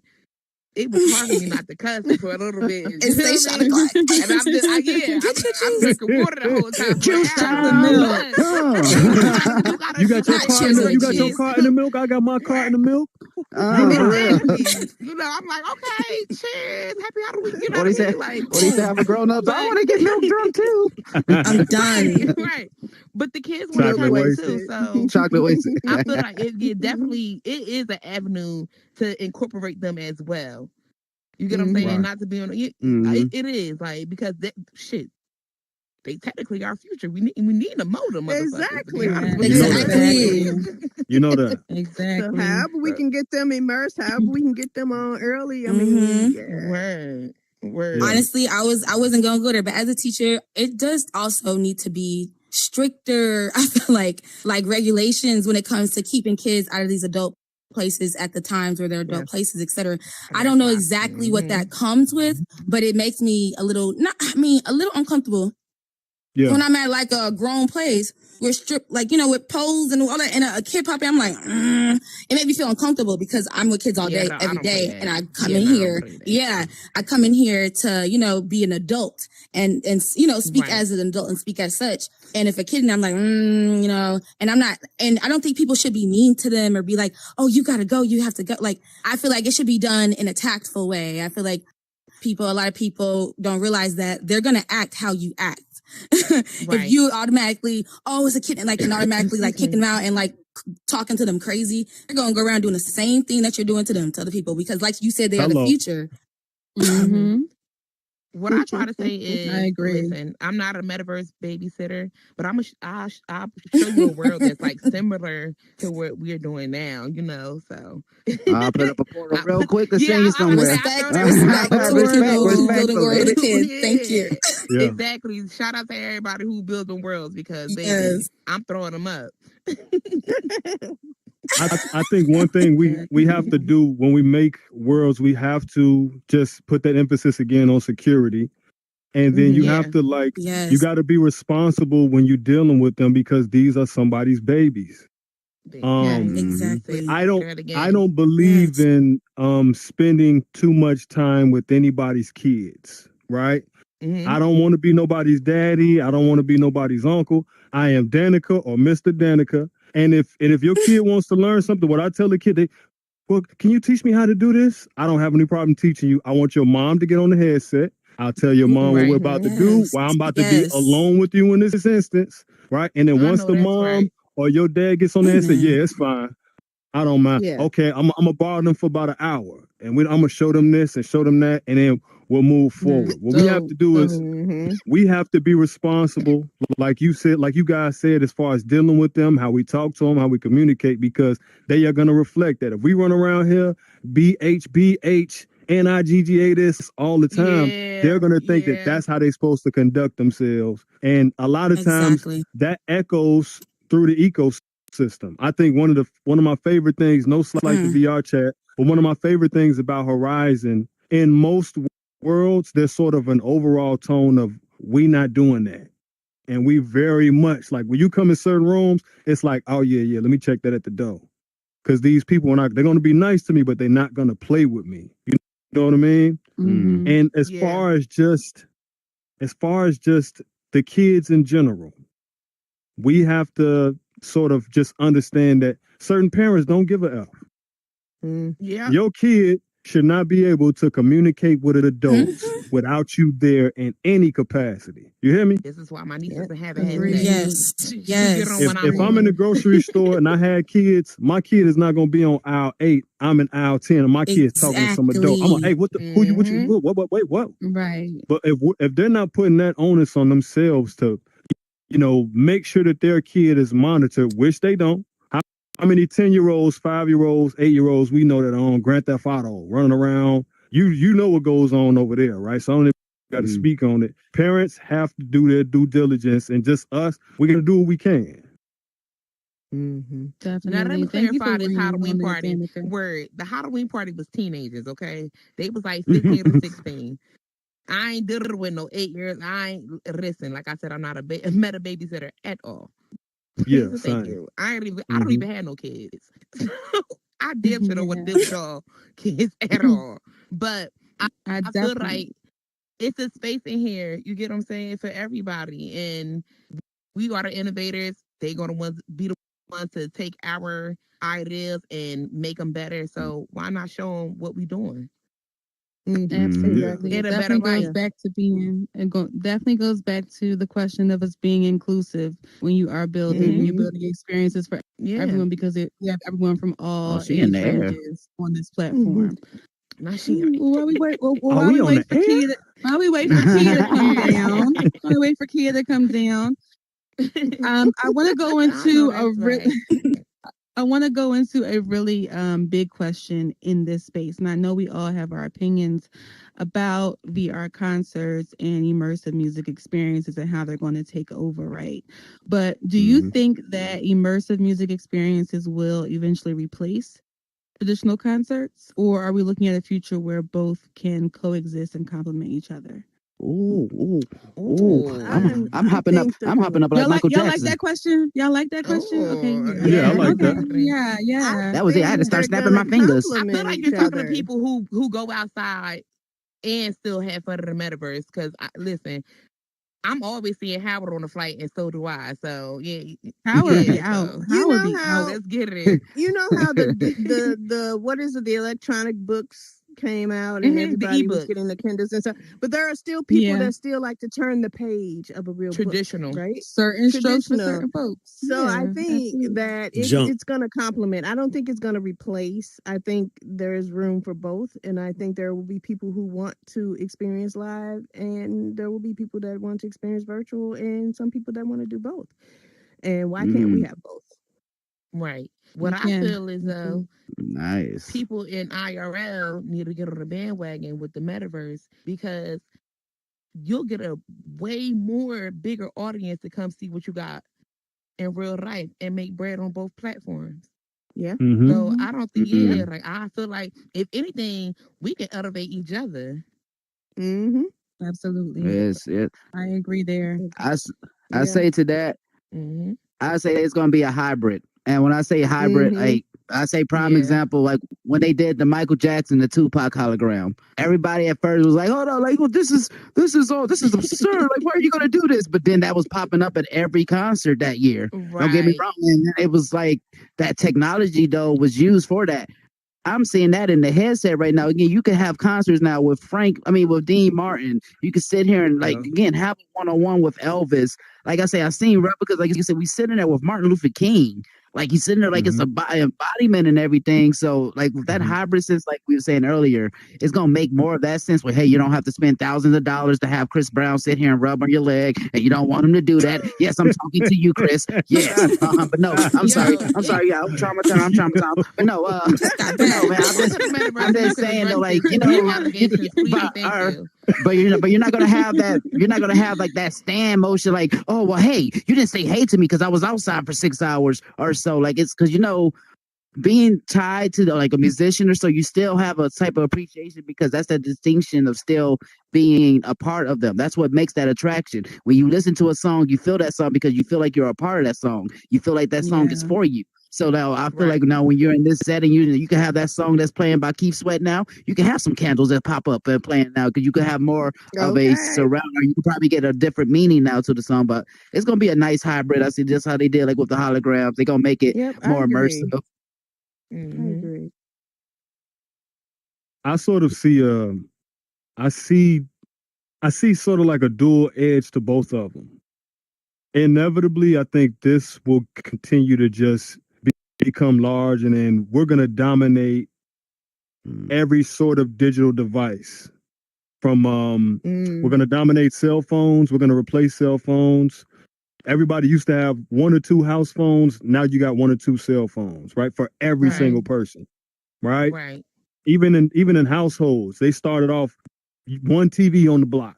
Then it was 1 TV in the house. Now it's 1 TV in every single room. Up until like my cousin got one of those. The iPads and all that extra shit too. Right. My cousin has a TV that his girl got him for Christmas that he can wheel around the house. Like that's how much we're not willing to part with that sort of tech. Yeah, he just got a wheel it around the house, wireless TV, right? Wow. So the next iteration is easily going to be, head-mounted displays, HDMs, basically what we got on right now. But then it's like, and then we're going to have, of course, as you guys seen, we're going to have them as sunglasses. So you're going to be able to tap, regular glasses, tap. I am away on a vacation. I'm hanging out with people across the globe, right? But it is. So I think just to throw, like, I'm always devil's advocate. Y'all don't get worried about that though? Like, because that's going to make people more confined as well. With all these like easy, accessible things, like I don't have to leave the comfort of my home for anything. I can order groceries on my devices. Boop, boop, boop, boop. Right? You feel me? Y'all don't think about that. That's modern moderation. I'm just saying. I do both. No, I think deeply. I think about that too. I think about both sides, most definitely. It makes people a little lazier, I think, as well, and more complacent. And even though you might be on here, like, fulfilling your dreams and goals, are you doing it in IRL too? What are you doing in IRL to progress what you're doing in here? So I do see what you're saying. But I think that human nature is recluse. I think human nature is to recluse inside that house. Like, that's what we've always been advancing to, right? We used to be in... we weren't in caves. Some people was in caves, right? We used to be in huts, right? Really connected to the outside. Now people got outside chairs and stuff they don't even go and sit in, right? Up until like it's now, for the decor. The more people are working from home than ever in history, right? I work from home. Y'all, I mean, just what Goddess was saying, even if she don't do it full time, she works from home on the headset. It's sort of no matter what, it's inevitable. How many times you driving, just go out and really pay attention when you're in the car. Sit in the passenger seat. Look how many people on their cell phones while they driving. I swear to you, sometimes it's every car to me. And I'm not BSing. Like the drivers literally playing with their phone at the light. I agree with that. Yes. I had foot surgery in December. I haven't been able to drive since then. So I've been a passenger princess. since December. And I I'm started sorry. to look at that chat. Oh, girl, it's okay. But like, yeah, you are definitely right. Like, I just seen a video today. Somebody was like, recording. This man was sleeping his Tesla because he got the auto drive. To me, that's too lazy. That's crazy work. I would never I love be that it. comfortable I love to it. I have. see. That's Really? I'm gonna be looked at. I I'm gonna don't be looked trust at it all yet. crazy. I don't trust it I yet. love it I for love it. me, but Y'all don't think about the it's glitches? because oof. I do. That's why I don't trust it yet. That's why I think about No, that. it's so I'm cool, y'all. 50 Y'all 50. got to do it. Just It's the rent glitches one. for the man. Rent one, turn it on. At first, it's like My brother crazy, got Let's but one. let once it you go. get to doing it, oh, it's like, oh, this is it. You in traffic. Think about the worst traffic. You Danica. Everybody Hey, why stop you and sound like going, old stop boy and up and going, don't be a stop and menace? going. You could Man, go look, sleep in the it's Tesla. the sh- You turn off the look, what lights. do you That say? shit is You turn off the fun. lights, let go of the steering wheel. Turn off the steering wheel. Beforehand, That's everything was crazy. everything I was try to think. catered I to know that's the way people of the going world, but out. child, You I know, can't it was put my life always in. Yeah, that's crazy. Man, I was just doing that like an hour ago. My You Audi driving with truck, no it lights got the on? same Oh, thing. That's why you put on that you Superman put outfit. the auto drive on and I'm done. it just stop and go. So I'm in traffic chilling. That man feel All like I he gotta on do top is of the touch the world. steering wheel. Man, look. Jesus fix it. but no, I think feel it's a like hybrid. I think it's a I feel like hybrid it's gonna be a system merger. Yeah, Yep. it's definitely. Yeah, No, I he wanted say to hybrid. answer on that too. It's definitely a because at hybrid. first it was all everything was geared towards people coming out and doing everything, even those people that Mm-hmm. didn't feel comfortable, but they had to do it Yep. because that's what you do. But now Yeah. there's Right. an option. That person that did not want to go out, they have the option of staying home and enjoying a Yes. concert and everything in their headset. While the people that want to go out, they get to go out. So it's a hybrid system, Right. I think. Yeah, I think it probably Word. increased maybe after Makes it COVID because accessible. a lot of people Word. were in the house, and they were like, what to do. And I'm sure an increase of sales went into the metaverse around that time as well. Yes, ma'am. But I Yeah. think that immersive music experiences, and I think that what we're doing in the meta and performing and all this stuff, I think it will enhance, you know what I'm saying? Not like replace, like they said, like hybrid. Yeah. Because Mhm. like there's something you cannot take away from just being physically present at the concert. Like you cannot take it away. Right. I think that's Man. why I go so hard in here. I think that's why I be on stage trying to make it feel real. I think that's why I'm out here working out, because I want to be like, I'm trying to be like Meg. I'm trying to be dancing, standing up, IRL, and within the metaverse. Yeah. Very cute. And I mean, Yes. that's how you do it. I wanted to elevate. For real, she gives a good show. Yeah, she was just that performing. hey. She opened up what, like a week ago? Man, she was dropping. I ain't gonna say she was dropping it like it's hot, but she was dropping it down low and singing to the crowd. I was like, yo, how she been it down like this in the headset? But you're doing And you better but say like how her you name just say right. exactly. Please stop. Like, but that's how you say that's what's making the immersion. Like that's what made me say about with this concert experience. It was gonna be serious. When I'm sitting there, I say, I know my lady gonna get mad when I say this, but when I'm sitting there and they got Meg the Stallion, she's sitting right there in front of me. Then I'm like, Oh, we got Lord, to see here he Doja go. Cat. Hey, no, I'm telling you, I'm hey, shit, shit. But to see but the experience, like I say, because you would never get to see be that close up on them, and like how you say that, but you're seeing them perform and everything too. And not even is that like you feel like you could be dancing with them. You seeing that yeah, buddy, yada. But then not even is that with a metaverse aspect now. And it be sweating too. Like for real, like you really, but to see that Girl, in the I be metaverse sweating, aspect, yeah. like when you see that with a metaverse artist, that is so amazing. Like with Talk Nice up there, like you really see that they are getting it. Like they're out their chair. You know that she's not sitting down just giving that show. Like she's giving a performance. There's many times on here I tell you just like this. I did a show. I kid you not. I tell this to everybody. I did a show one time. Out of my 400 shows, I was on the crapper the whole time, and nobody knew because I gave the whole. Like I said, I sat there. I was told everybody drinking that was one of the water, best Howard. shits I ever had in my life. Excuse my French, but man, but I'm saying, but like it's all about you give your all. You feel me?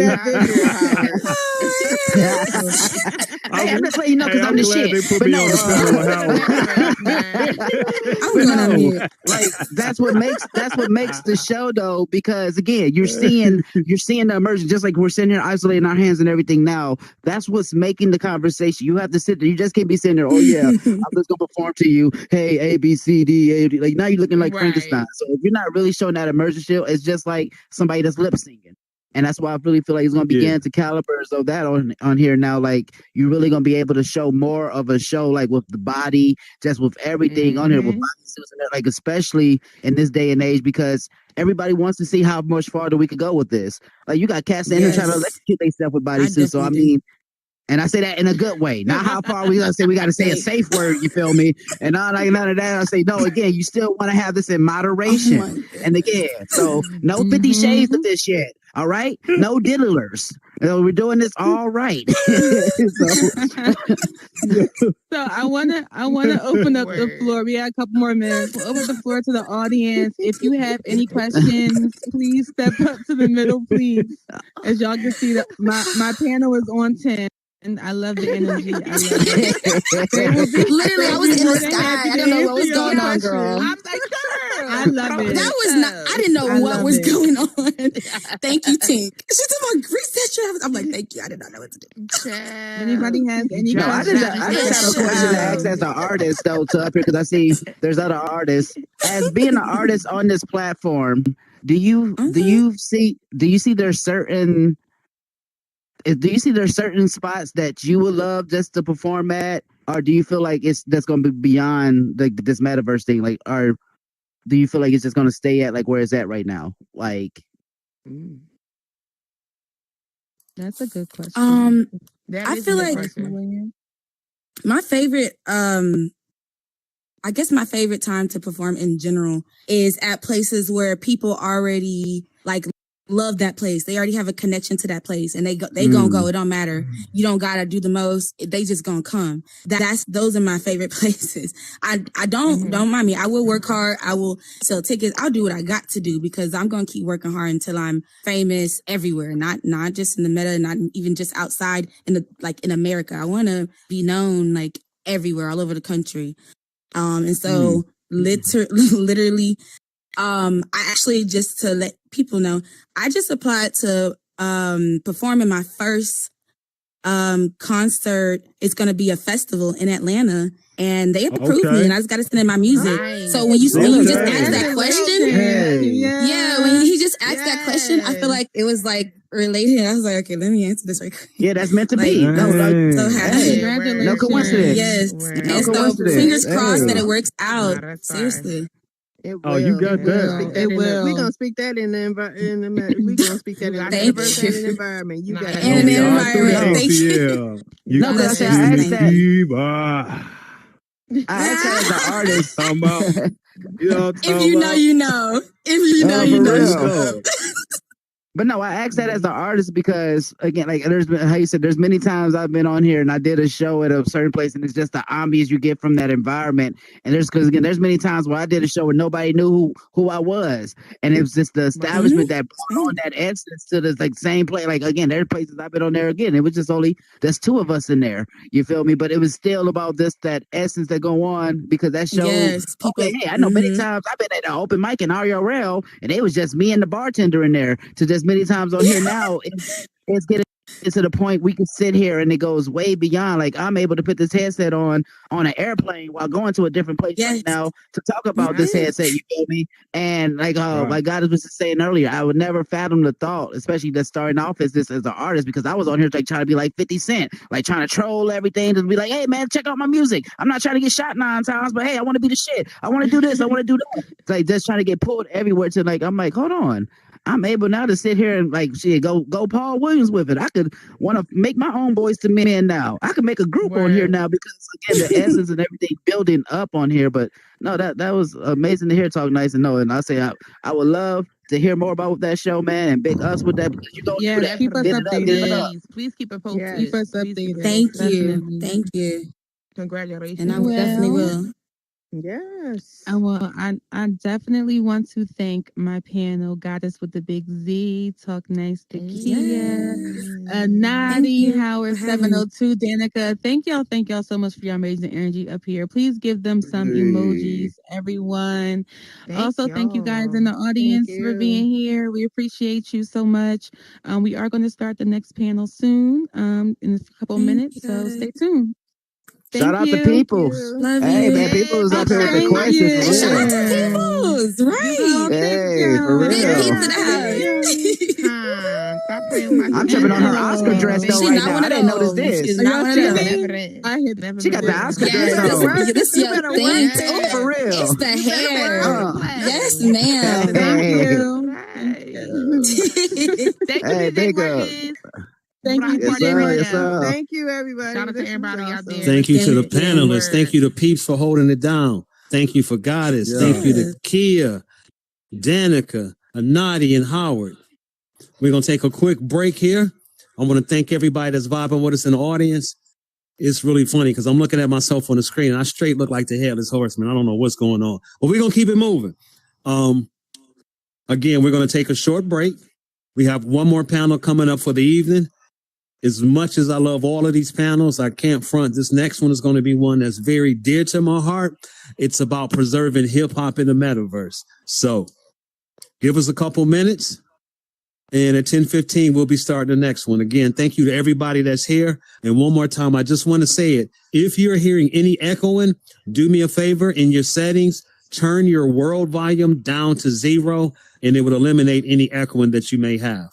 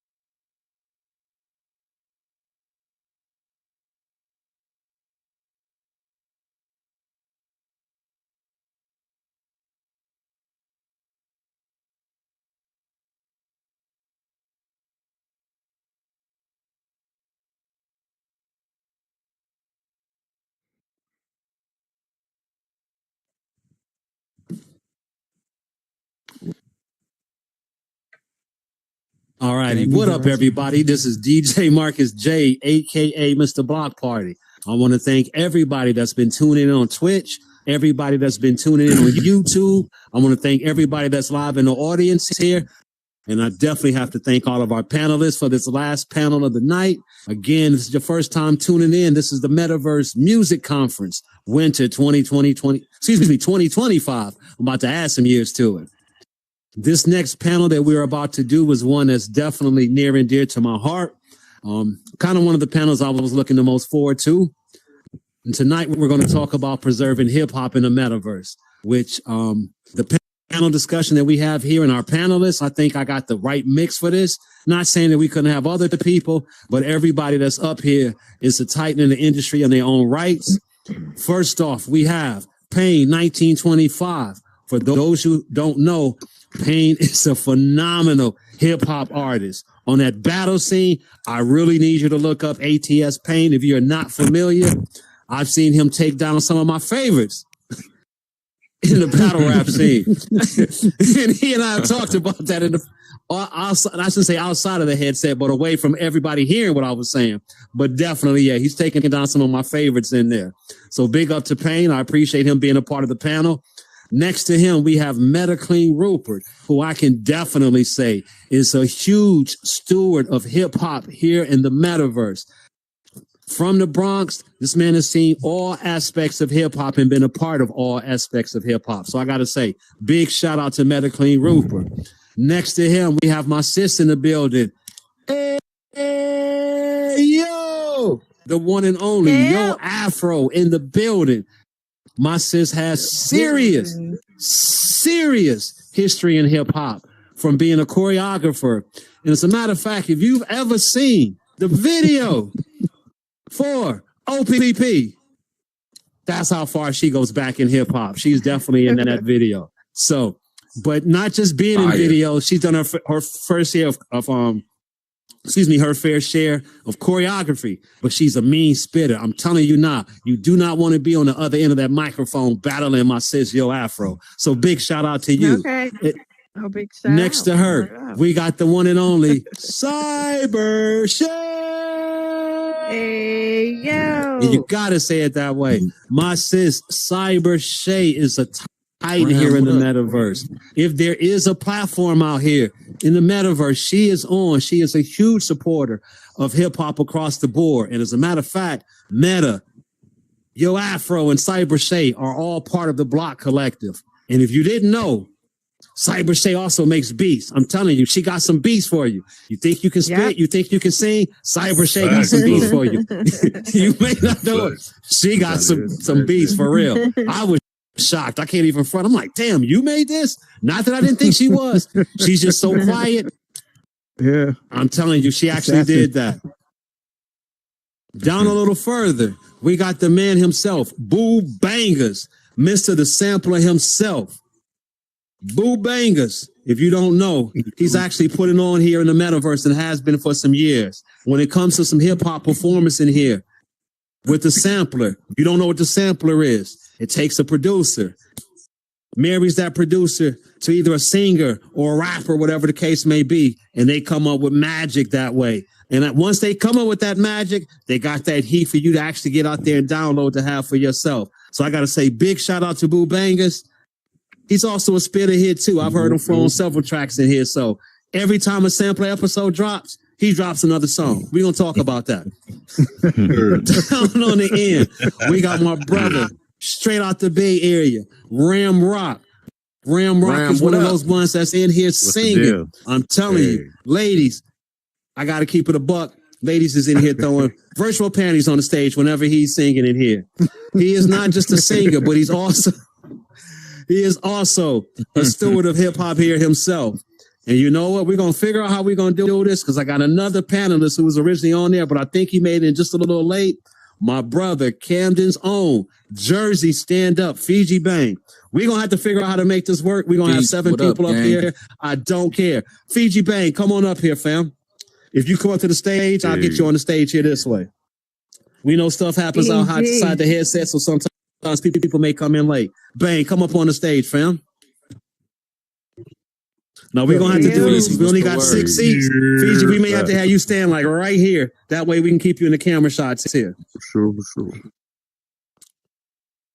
And if you look up on the screen, Fiji, you can see if you don't see yourself on the screen, then that means you're not in the camera view. So I just want to make sure we can see you. But yeah, if you stand like maybe right around here, everybody will see you. Big shout out to my brother, Fiji Bang, Camden, New Jersey in the building. Fiji Bang is the man behind Trap Street Radio. He's bringing artists from outside the headset, inside the headset to do their thing. Fiji is another phenomenal spitter here in the metaverse doing his thing. So I'm letting you know now, if you're trying to get on, if you're trying to make moves in the metaverse, Fiji Bank is somebody else that you definitely need to talk to. I don't want to sit here and talk your heads up. We actually got these panelists here that we want to have them impart this wisdom to you. So let's start off with the first question. My first question for our panelists is, how can virtual spaces and blockchain technology help to archive classic hip hop moments from legendary battles to historic concerts? And I'm going to leave it open to whoever wants to answer first.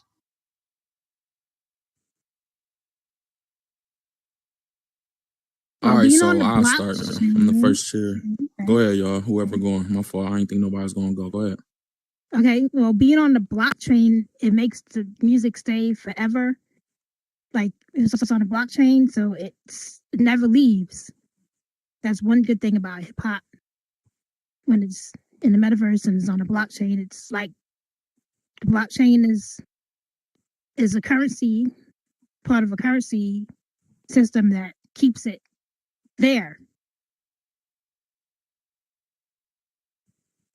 Facts. I'm going to say big facts. I love that. And consider this way. A lot of us, when it comes to hip hop, if we go far enough back, we know a lot of the artists that never really had ownership of their own projects. With the blockchain here, that's something that they can actually control. They potentially can upload their music, have it on a blockchain, and they can have ownership forever. Where they decide to transfer ownership to somebody else later, that's something they can always do.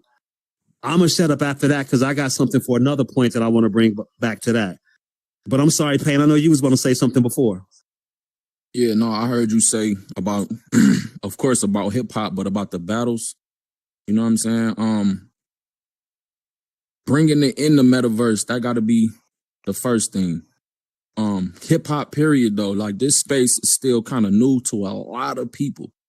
So just getting it in here be the first step. Taking control and having ownership of your product. You know what I'm saying? So, yeah, with the battles, I'm specifically speaking on that. We got to get more battle rappers in this space, get more people that's not aware of what's going on here involved, and bring that from the outs in here, though, so people can see how we really do out there and turn the monetization up and everything in this space specifically, though. You know what I'm saying? So that's kind of be an issue sometimes or whatever, but even old hip hop and battles and stuff that already happened and the new battles and new battlers and everything, we got to get them in here and really just do the same thing we doing on the outs in here, though. This is the future. So I feel like people got to just take control, and we just got to get it in here first before we can even think about like how we can save it or keep it and have it lasting and everything. We just got to get them in here. Facts. Consistency is everything. Like, I kind of just going off of what Cyber Shay had to say as well too, making sure that stamp of what you're doing is on everything that you touching. Just like you would go out in the real world and you got your brand, you slinging CDs from the trunk of your car, or however you do it. You go in and you battle rapping, or you go into the next showcase, or you doing whatever the case may be. However you do to promote you got to remember that this is a whole different platform, and whatever it takes, you sit back and you watch how these gamers are making moves and how these people are promoting their worlds. You got to sit back and say, okay, well, this is how I need to go ahead and do my thing. This is my brand, and be consistent with it. People are only going to follow what you do if you display it right, because can't nobody see your vision but you. So my advice is in order to keep it going and keep it through the blockchain, you need to touch everything, whatever platform, go there, get your brand up in there, NFTs. If you feel like you got to do that, then do that, whatever the case may be, but get your stamp on everything. Your logo should be everywhere. Wherever your people's is at, your logo should be there. Your people's logo should be in all of your worlds. You know what I'm saying? Like, that's how we support each other, and that's how I feel like, the movement, it would help, as well. So it's just my opinion. Let me piggyback off the consistency with the branding real quick. A lot of people don't understand, even on from Facebook to Instagram, Twitter, all that. You gotta have pick your profile picture. You can't have a different profile picture, same profile picture. Keep your logo and everything. You got to be consistent like that, though, because a lot of people got different names on YouTube, a different name here. They can't find nobody nowhere, different logo. They got to be consistent. Stick to your logo, stand on your brand, and make sure you're consistent with that as far as keeping it on every platform, man. That's a big thing, too. My bad. No, yeah, he's right. Yeah. Absolutely. Right. I think the blockchain is critical, right? Because I know I came up in an era where Biden was a violation. Like, you couldn't mimic somebody else's sound or steal their stuff without getting checked, right? That's the era I grew up with. But, if you understand the way the blockchain works, the blockchain records everything, every transaction from its inception. So you can eliminate Biden, because even if somebody claims ownership over anything, the blockchain is going to tell the real story. You have a ledger, basically, of its entire journey of a project, whether it be music, art, whatever information is captured on the blockchain. I mean, it's there for public record, and it can't be denied. So I think, especially for artists, a way to protect your intellectual property, if it's on the blockchain, like, it doesn't matter what anybody says. I mean, the ledger tells you when it existed, when it first started, and who has ownership of it through its entire journey. So I think it's critical for music. Absolutely critical. Yeah, I'll give you a quick example. I'm glad with what Metal Clean just said. There's some debates sometime as far as when hip hop actually started, right? Mm-hmm. Whether it was the 70s, some people say maybe the 50s, some people say the 30s, whatever the case may be. If the blockchain existed when hip hop first started, yeah, you can actually go back and see like different performers doing different type of riffs and stuff. And you're like, ooh, that sounds an awful lot like hip hop. Exactly. You're like, that's hip hop. Yep. But if it was literally recorded on one day on the blockchain, today we're starting a new form of music. We're calling it hip hop. This is what it is. This is what hip hop stands for. It would have been no debate. Yeah, and not you could actually go back and trace and say hip hop started this day at this time. Yep. And not just when, but who, right? Because now we got into the debate, like who was there at the beginning of hip hop? Was it black people? Was it Latin people? Was it white people? Like, we get into these conversations. I mean, I lived through it, so I knew who was there. And, when you speak to the OGs, like I know you had Shan up here a couple of days ago, he'll tell you exactly who was there because he was there. You know what I'm saying? So, there's so much misdirection and misinformation as a way to spread a narrative that may or may not be true that we have to listen to in social media. And we now, in an age of AI, can't believe anything we see or hear anymore. And it's unfortunate that our own eyes and our own ears lie to us. But man, when it's ledgered on that blockchain, when it's spread between millions of servers and can't be corrupted, there's no debating anything anymore. That is what it is. Right. That part. Facts. I want to. You talking about MC Sharon they had in here? Yeah. I want to go back to what Payne was saying with the the consistency with your logos on everywhere. Like that's definitely major. Like you don't want to. And when you was saying like the cross collaboration with your team, like when you see Crypto City, you see Block Party Radio. You know what I'm saying? When you see everything, you feel, when you see Scissors for Scissors, you see Zen Royals, you feel me? So it's like a line, you feel me? It's like you can't miss one thing without the other. That way, if somebody looking at one thing, they might look at one thing, they gonna catch the other. I'm like, yo, what's that? Right. That's gonna lead to them searching that. Then they gonna bump into that. It's like it's all a whole sequence. You feel me? So it's just like, yo, like a timeline, you feel me? So that chain is unbreakable. They can't once they get logged in, it's like a logbook. They see when it started, they see when Trap Street Radio started, they see what's going on. They're gonna be able to follow the whole thing, you feel me? So that help a lot. And not not to drag this question out longer, but I'm gonna tell you why that's so important for ATS and Fiji. So I come from the entertainment industry, right? I was a photographer, graphic artist. I worked a lot with the entertainment industry. I tell you something, as a creator, to see your intellectual property utilized in the way that you didn't even know it could be utilized is important. So if you know the New York Knicks logo, as it exists there, I can say for a fact that was my logo there. And I know this because I was in Industry Party, which was a collaboration with Vibe Magazine, the music industry, and sports. There were some executives from the Knicks and a lot of major sports organizations there. And at the time, well, I still own this company, but my company's name back then was MYK Incorporated, which stood for Make Yourself Known Incorporated. My logo was the original Knicks logo when they had the old logo. And as I was handing out cards and information, from a business mindset, I wasn't that savvy to know that I should have trademarked my intellectual property, something as simple as my logo. And I guarantee you, 6 months later, I look at the Knicks logo and it's my logo for my company. But instead of it saying MYK, it said NYK for New York Knicks. And I looked at it and said, well, ain't that a son of a gun? That is my damn logo. But, what could I do? I'd had no rights. I had no paperwork. All I had was a creative idea, and I didn't protect myself. Had I had the blockchain, there'd be no question about who that logo belonged to, because I would have a timestamp of when it was created and the chain that it went through to look like. And that would be something that could be held up in court. Right now, all I could do is just look about the missed opportunity I could have had as my logo was used by a major organization. Yeah. Wow. That's different. That's some great different. advice there. Great advice. Nah, for sure. Listen to what that For man is sure, saying. That's opportunity. That's nasty All work. right, so let me ask you all this one then. Let me ask you the next question. What role does digital art play in preserving hip hop's visual identity, and how can street artists transition their work here into the metaverse? Hand in hand.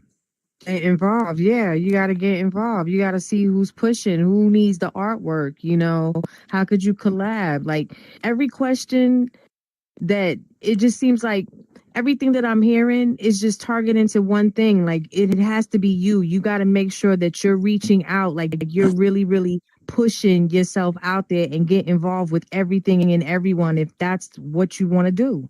As an artist, as a graphic artist, and if this is the platform where you want to, there's so many artists out in this platform that need graphic design. There's creators that need that help. You know what I'm saying? Collabs is everything. I just feel like getting out there and networking and see who's doing what. That'll keep you consistent in the space and keep your whatever it is that you're doing everywhere. Yeah. Big facts. Let me ask you, whoever has. So we're talking about like keeping a digital presence, right? Like when you write something down on a piece of paper, you can take that piece of paper and burn it. When you put something out into the ether electronically, like it'll exist forever. Like who has been caught up and got like a text message or written some stuff that came back to haunt you like 5 years later? It doesn't disappear, right? Like that stuff exists forever.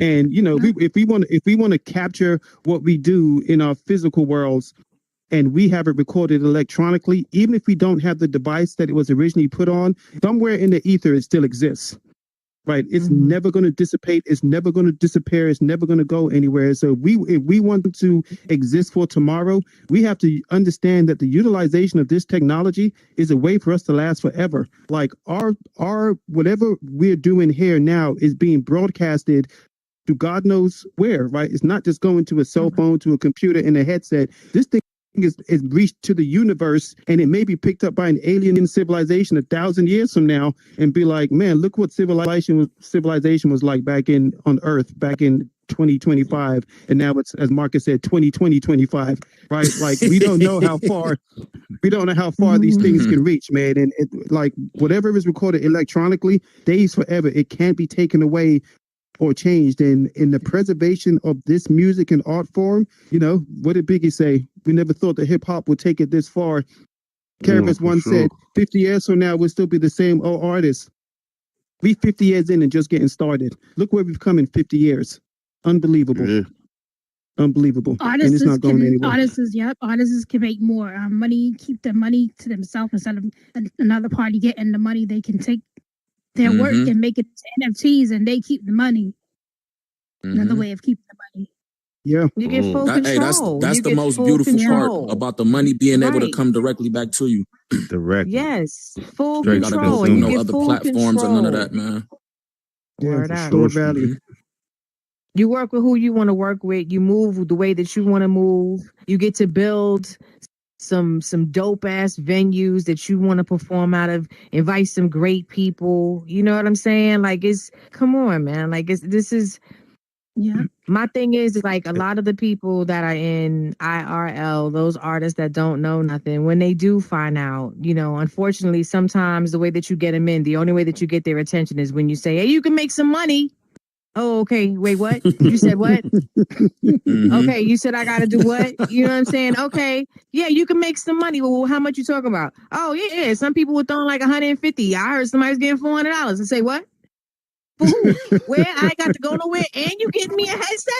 Oh, word. Or my nephew got a headset. I can go and borrow that shit. You saying I can go and run up in to some studio and they got like these whole little like rap contests and I can go and get me $400 real quick? Hell yeah. And you dope like and you that. ain't even And got best to put believe pants that you on. can get it. Boom. You ain't got to put your pants on it. I bet you love No it. diddy. I bet you No you go diddy. up in there and you love it. And I bet you go up in there talking about, all right, boom, I'm going to be back tomorrow or I'm going back next week. I'm in a contest. Word up. I told you straight up. Because that's what's happening. You got to get them in there like that. Like, yeah, it's just like, unfortunately, this is how you got to kind of market the place to get them in, the space. Some of them. I'm not speaking for all the artists. There's some artists that's very, very much involved with what's going on. They're seeing what's going on IG, on Facebook, and they want to get involved. They want to figure it out. They want a whole nother platform to jump into. You got some people who want the second chance at what they love doing, but because of their lifestyle and whatever the case may be, it just doesn't fit in. But this right here will give them the chance to do that, but it's just how you market, what we do. Are we marketing us or are we marketing Meta? You know what I'm saying? Like, so it's like we got to get them in here. We got to like market it a certain kind of way if that's the way that you want to go. But if it's just you, get involved with everybody because it's booming up in here. No, for sure. Nah, one of the main things though. One of the main things with this space is no overhead. You heard? Like right now, you're doing the joint right now. You're doing the conference. Look, this thing packed wall to wall. You feel me? And you streaming, no overhead. You ain't had to rent a building. You had to get a ticket. You had to book no B&Bs, nothing. Everybody in the crib right now. Everybody in the crib right now. You feel me? Headset all, but we all in here linked in doing one thing. We got the one situation. The point across. Trying to convey the message, letting them know what we got going on in here. You feel me? So that's one of the that's one of the main marketable things to me. You feel me? It's like you can have 30 mansions in here, nigga. Whatever you think about, nigga. 100 music videos. You can you can shoot a music video on the moon in this joint. You know what I'm saying? You good. No overhead, no nothing. Real You rap. feel me? You green. All you gotta do is tell That's Water facts. put me on the space. Put me on a rocket. You know, happy. Right. Yeah. Word. How it Sell is. that switch your shit off, gang. For real, like that's one of the main things. You feel me? So I feel like once people understand, like once they really think outside the box, and they like understand, like Fro said, like what this really is, and what's the tool, how far this can push. It's gonna be like the gold rush, man. It's gonna be like the boom. You feel me? But I'm gonna tell you like this though. Everybody that's in this room, even the people that's in the audience, ain't nobody gonna be able to argue who started it, who was there in the beginning. Because right now we are already logging it in. Right now, nigga. We know who was here. We know who's doing it when it comes to the metaverse history, when it comes to the music, when it comes to the film and the metaverse, everything. We know who's doing it right now. You feel me? We know who managing artists. We know who producing shows. We know who doing everything. You feel me? It's just like you said, the blockchain is right now. We doing it right now. We imprinting it right now. You know what I'm saying? Big facts. Ram, I think you had something to say, fam. That was allows good bangers. Go ahead. My fault. Go ahead. No, you good. You good. Well, I Well, I was say saying, what is good about this. Go ahead, bro. We rock paper scissors shoot, bro. Gotta do it. Look, nah, but what I was saying, I'll be quick too. I think we just start looking at these headsets as tools and not like it's an alternative to in IRL. Like IRL is right now, like I don't you can make real currency in real life on this headset. So I use this headset like a mobile office. You know what I'm saying? Like wherever I'm at, if I need to meet with somebody that I can't physically meet with in person, we can hop on the headset and talk business, and you know what I'm saying? So I think we should stop saying IRL. Like, this is real life. Like, like, you know what I'm saying? Like, I'm using this to push my real life. You know what I'm saying? So, you know what I'm saying? That's all I wanted to touch on. Yeah, Well, thank you. see, So the thing what I I had like to to say, say- I prefer to say is, I'm sorry, Brad. I just like to say go ahead. physical and virtual because I'm real, right? We all real behind this headset. So I Right. just say physical and virtual, and that knows the distinction between where I'm at. Right, That's for it. sure, Yep. for sure. Word. For sure. Word. For sure. This allows us real time to sit and have a conversation in the same room with people who are on the East Coast, West Coast, Dubai, all For sure, over the man. world doing Yep. different things, Yeah. and who are Word up. professionals in their own right, where they Yep. are coming together with like some gumbo and able to really, you know what I'm saying, do something good and do something positive and right. And that's is worthy of, like, I guess people outside of the headsets, once they get on, they really get attracted to, and they'll want to, you know, promote in their own right and come in. You start seeing it right now. You start seeing, oh man, people start seeing exactly what everybody on this panel, as well as in the audience, have been doing. People are coming, new people are coming in here right now watching, and guess what? They trying to figure out what's going on, and y'all, everybody here is what's going on. So that's going to branch off and spread out. Right. And that's just more. That's just, you know, us all coming together is a big thing. You know, having a conversation, like you say, boo bangers, at the table at the same time from different places. Ultimate networking tool, man. Ultimate Networking tool. Word up. Word up.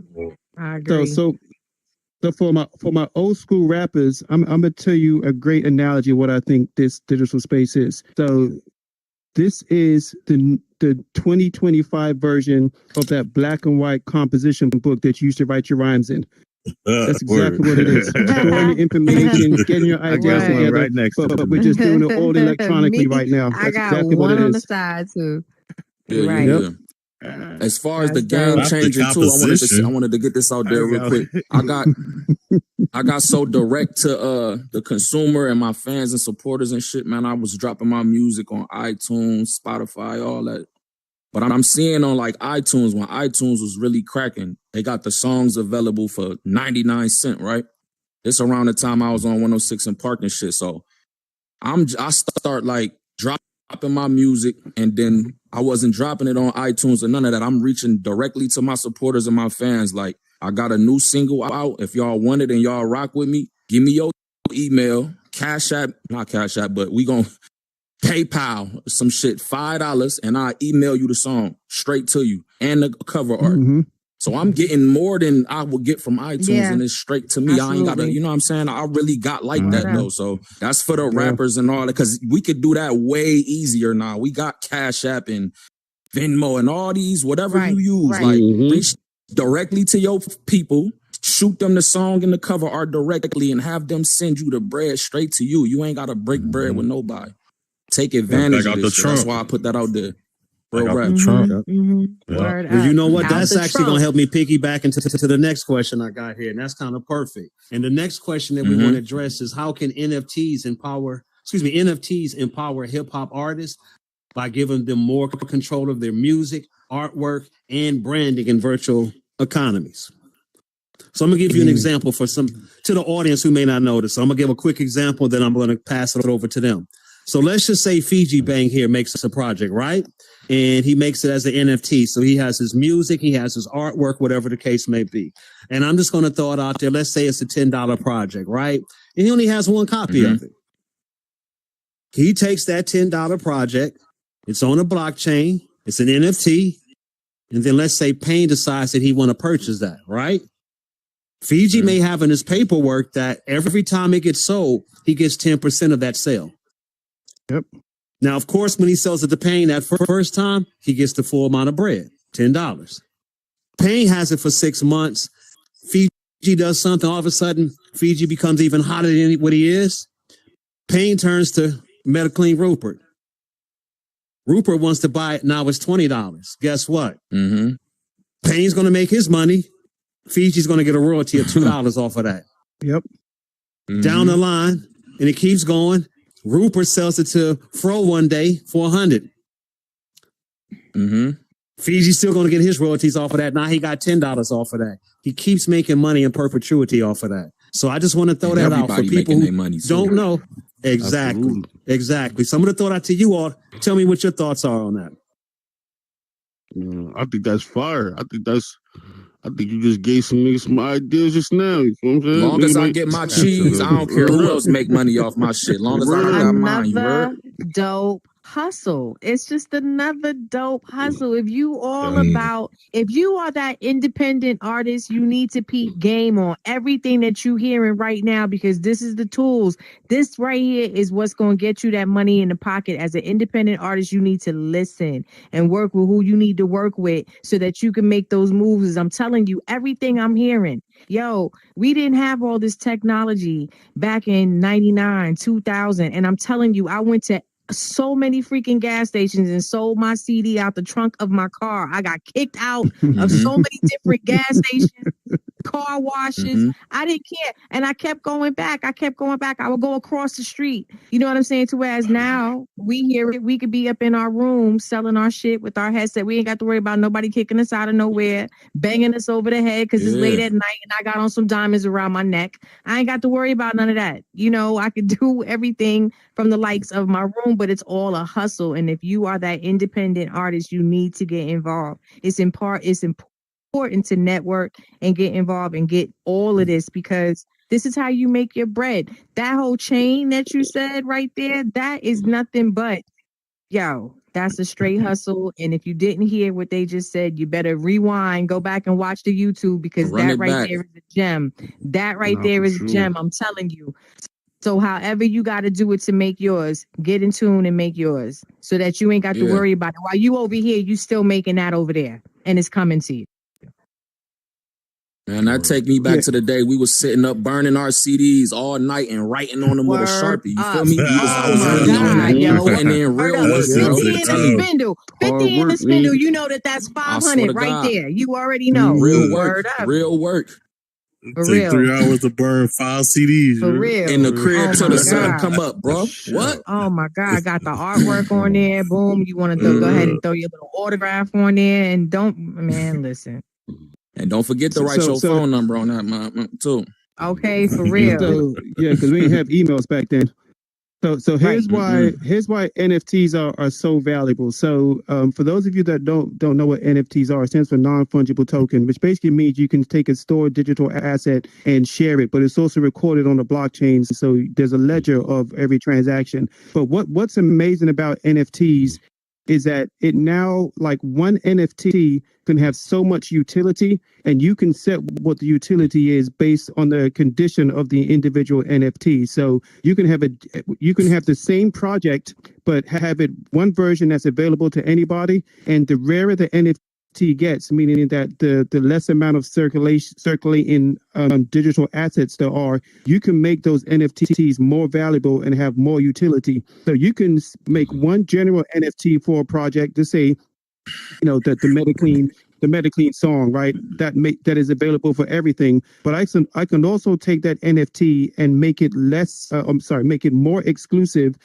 by reducing the amount of circulating supply. And now that utility may gain you the song and access to one of my concerts. I can make that even more rare. And now it has access to my personal group where I'm engaged with my audience, the song and the concert, right? So you can take that same project and flip it 5 ways and you can maybe charge $1 for one that's available to anybody, or 10,000. Or in the case of the Bored Apes, those things were selling for like millions of dollars, not because of they had any utility, but because of who you were gaining access to in that community. Because now, if I own a Bored Ape, man, I'm looking at people like Justin Bieber, Snoop Dogg, and all these people that have the money to exist in that universe that I'm now a part of, and I can say, this is my Bored Ape.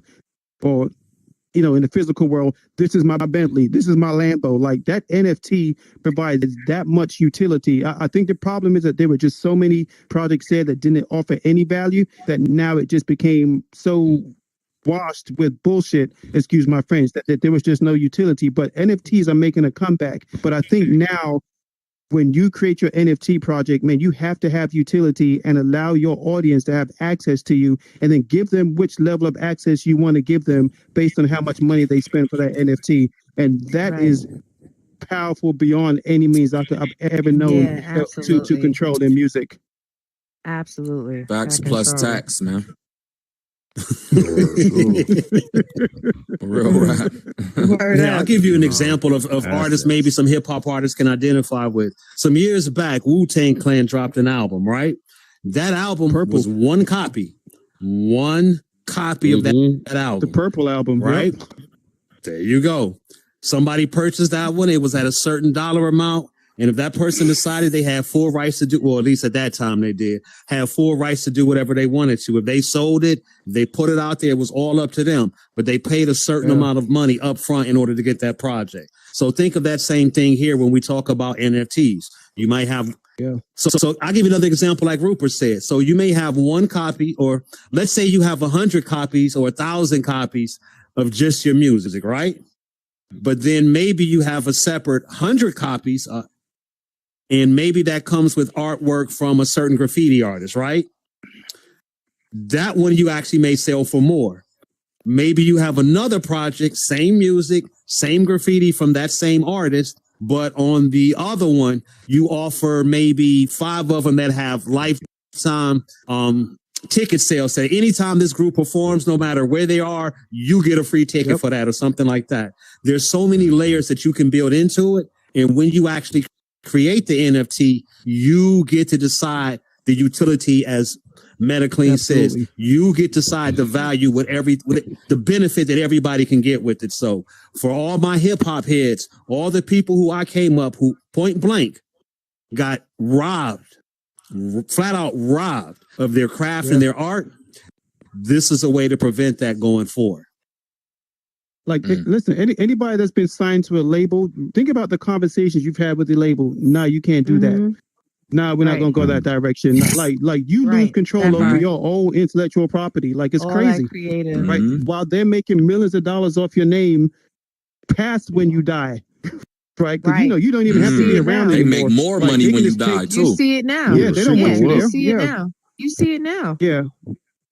I love the control that technology has given us back. And, there's still, listen, you still got to be careful, right? Let's be smart business people. But man, what we're able to do now, sitting in our homes, where we can take our creativity, what we can do with our intellectual property, who we want to share it with, man, I tell you, this is the best time ever to be an artist right now.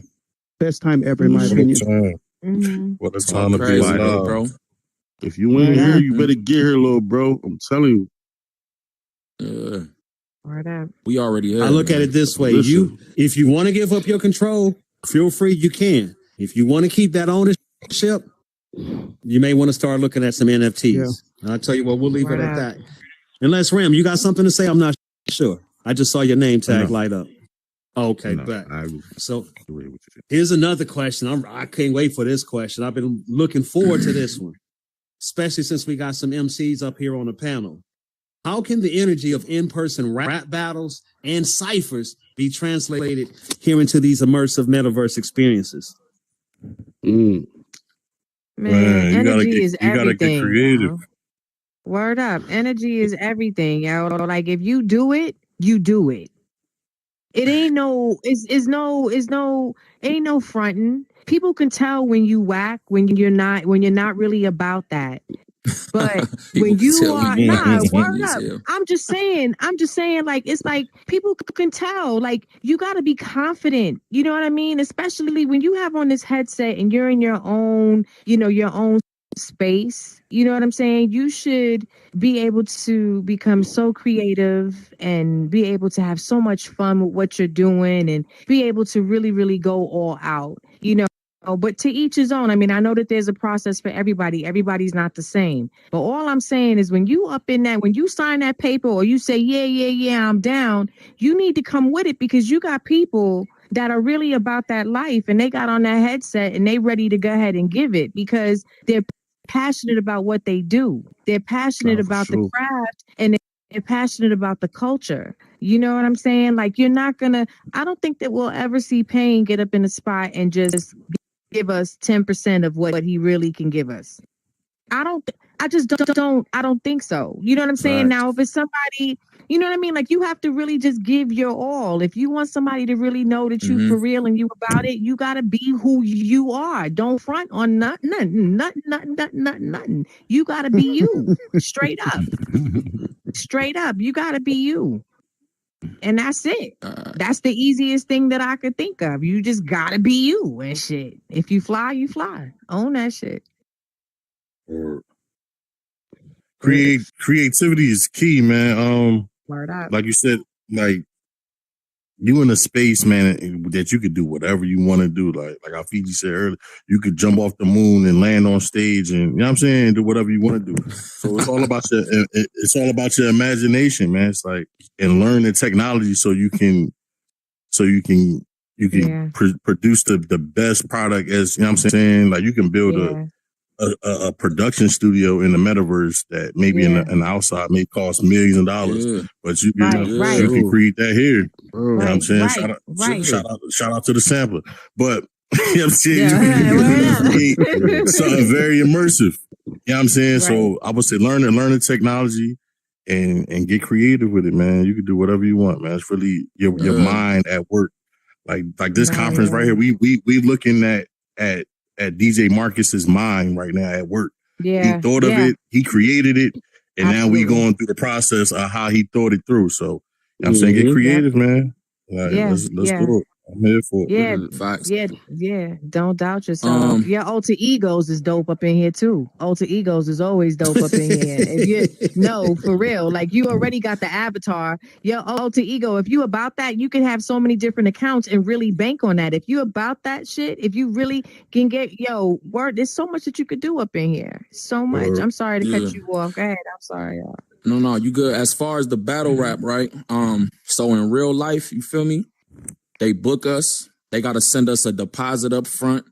They got to book our hotel. This is when you get to that level, though. You know what I'm saying? When you make a name for yourself and this shit.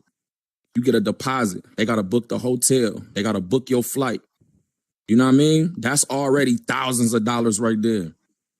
So, and we got contracts because you got to make sure it's not no fights in this professional setting. It's battle rap, but we professionals now, so we got contracts in place and all that. So if we bringing that in here, you ain't got to spend money on the flight. You ain't got to spend money on no hotel rooms or none of that. You ain't got to worry about fighting and messing up or none of that. You know what I'm saying? So the cost to get the battles to go down in here is tremendously way lower. So that make it easier, bro. And you ain't got to worry about all the stuff you would have to. I done been at battle rap events, man. I got a face off on YouTube right now, 180,000 views. Y'all go watch that. Y'all let's see how fast it can go from talking and trying to promote in the face off to niggas getting up out they seat, security running on camera to grab him, push him out the room, make sure that we ain't gonna have to worry about none of that when we get them in here. You know what I'm saying? It's really gonna just be about the battle. Who really got it? And y'all listening. That's all. So I feel like this is a good space for that, bro, because it's cutting out a lot of the possibilities of the negativity that happen to mess up the event, mess up somebody's name and brand, damage to the venue. Now the owner don't want to let nobody do no more battle rap events because they scared a fight might be. So I feel like this is way easier to bring that in here, man. I just wanted to throw that out there. Payne vs. Bad News, 200,000 views on YouTube. Please tap in. Run that up. Run up those views. I gotta tap in. I ain't even know you. Please tap in. Tapping Yeah, into run up the world, views. just like Look, I'll give you another example real quick on that. And I found this out from DJing, right? Just here in the metaverse. I've had people who have come out to events who say, you know what? Like in a span of a few weeks, they may have hit 8 different events I was at. They was like, you know what? In the last 2 years, in the physical world, they said that they haven't been to 8 events, 8 clubs, 8 whatever. There's people who watch battles on YouTube who, for whatever reason, probably would never either get the opportunity or maybe never even want to actually step up into a battle just because they think that something might happen, something might pop off. That's completely eliminated here. I actually think that you could have bigger crowds here in VR compared to what you would actually have outside the headset. No, for sure. Sure. I And feel you, like and you can bring the drama in here too. You can fight in the metaverse. You know what I'm saying? Nobody gonna get hurt. You know what I'm saying? You can shoot everything and bring it to the metaverse. Feelings get hurt. Go get in the ring, man. If y'all really like that. If you say Graham's feelings get hurt, only your feelings get hurt here. Your feelings get hurt. And your arms will be tired. That's probably about it. It be mad. It be mad. Voices getting raised in here. It be fake arguing and shit. But now, you know, and I don't want to just talk about the battle. I want to talk about everything. Like as far as like podcasting, concerts, like you said, how you be DJing and all that, and at the clubs and all that. It's just like, yo, however you do it, it's just like whatever. Like Fro said, man, when you about it, whatever way you do, it's going to show. Like when you see Mr. Block Party Radio, when you come to an event to host a concert, like a Trapaganza, for instance, it's like they knew it was you. You feel me? Like they knew what you was doing. They seen your logo, they knew what was going. See the sponsors, we seen the artists come out, we seen everything. You feel me? So it's just like, yo, it go hand in hand, man. It's just like the presentation. Like we ain't had to book no flights. We had artists. Look, we had artists from Oakland, New York, Jersey, Midwest, down south. We ain't had to book a flight. We ain't had to do nothing. All we had to do was not one promote, sell tickets, cash everybody out, and perform. That's it. You feel me? Yes, sir. And that's the same thing. And that's the same thing with the battles. Like you had a Freestyle Fridays at the Danica City, the Nemo World, the Nemos. You feel me? All they got to do is go get the talent. All they got to do is go get the talent, get the host, put the camera up. Yo, we got him versus him. Put the beat on. Boom, boom, boom. And it's gonna be organic. You feel me? And it's gonna go crazy. Same thing with the sample. Same thing with the seasoning pot. It's like, yo, once you figure out the angle, you go get them. Everything else gonna take care of itself. The community. One thing about the metaverse, and I want everybody to notice, as outside watching this, the community gonna support the community, bro. Regardless, if the product makes sense, and it's something worth supporting, they're gonna support it, bro. The people gonna support it. Trap Street Radio, the people support that. Like without the artists believing it in, the people, it wouldn't even make sense to have that show every Tuesday. But every Tuesday we doing this podcast. Make sure y'all run that up, Trap Street Radio. You already know. Dr. Lux Vision Studio every Tuesday, 11 p.m.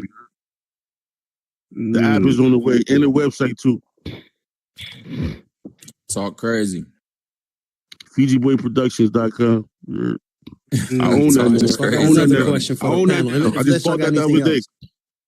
Well, let me ask you all this one. How do you think that virtual reality can be used to teach hip hop's history from its beginnings all the way to its global impact today? All we got to do is build a school in here and start class. Simple as that. Yeah, we can have a hip hop university in this joint. Just like Metaclan. Also, bringing people to visit worlds like 1520 Cedric Avenue, worlds like that, so they can learn the history of hip hop when it first started. That's one way to keep it. They can go back and see the history. Y'all giving me so many like, ideas like they were in the 70s, you know? Yeah. Fire. Yeah. Look, I'm gonna say a big shout out to Shan. I'm gonna say a big shout out to Shan really quick. He was on the panel here earlier, MC Shan. And this is something a lot of people may not know. Here. My bad, Marcus. Yeah, it's all good. He was on the panel on Tuesday.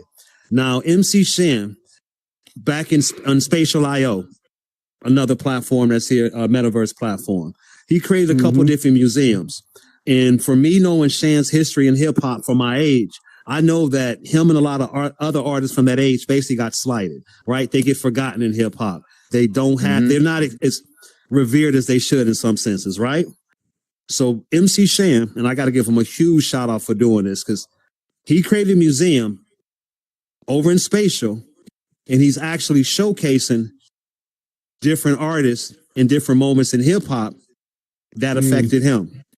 Right? He could have made that museum, the MC Shan Museum, and just had his name, every picture, every day. And he didn't do that. Like, you go through that museum, I'm seeing Salt and Pepper. As a matter of fact, if y'all saw a post that I did, it's a young MC Light and a young Roxanne Shante.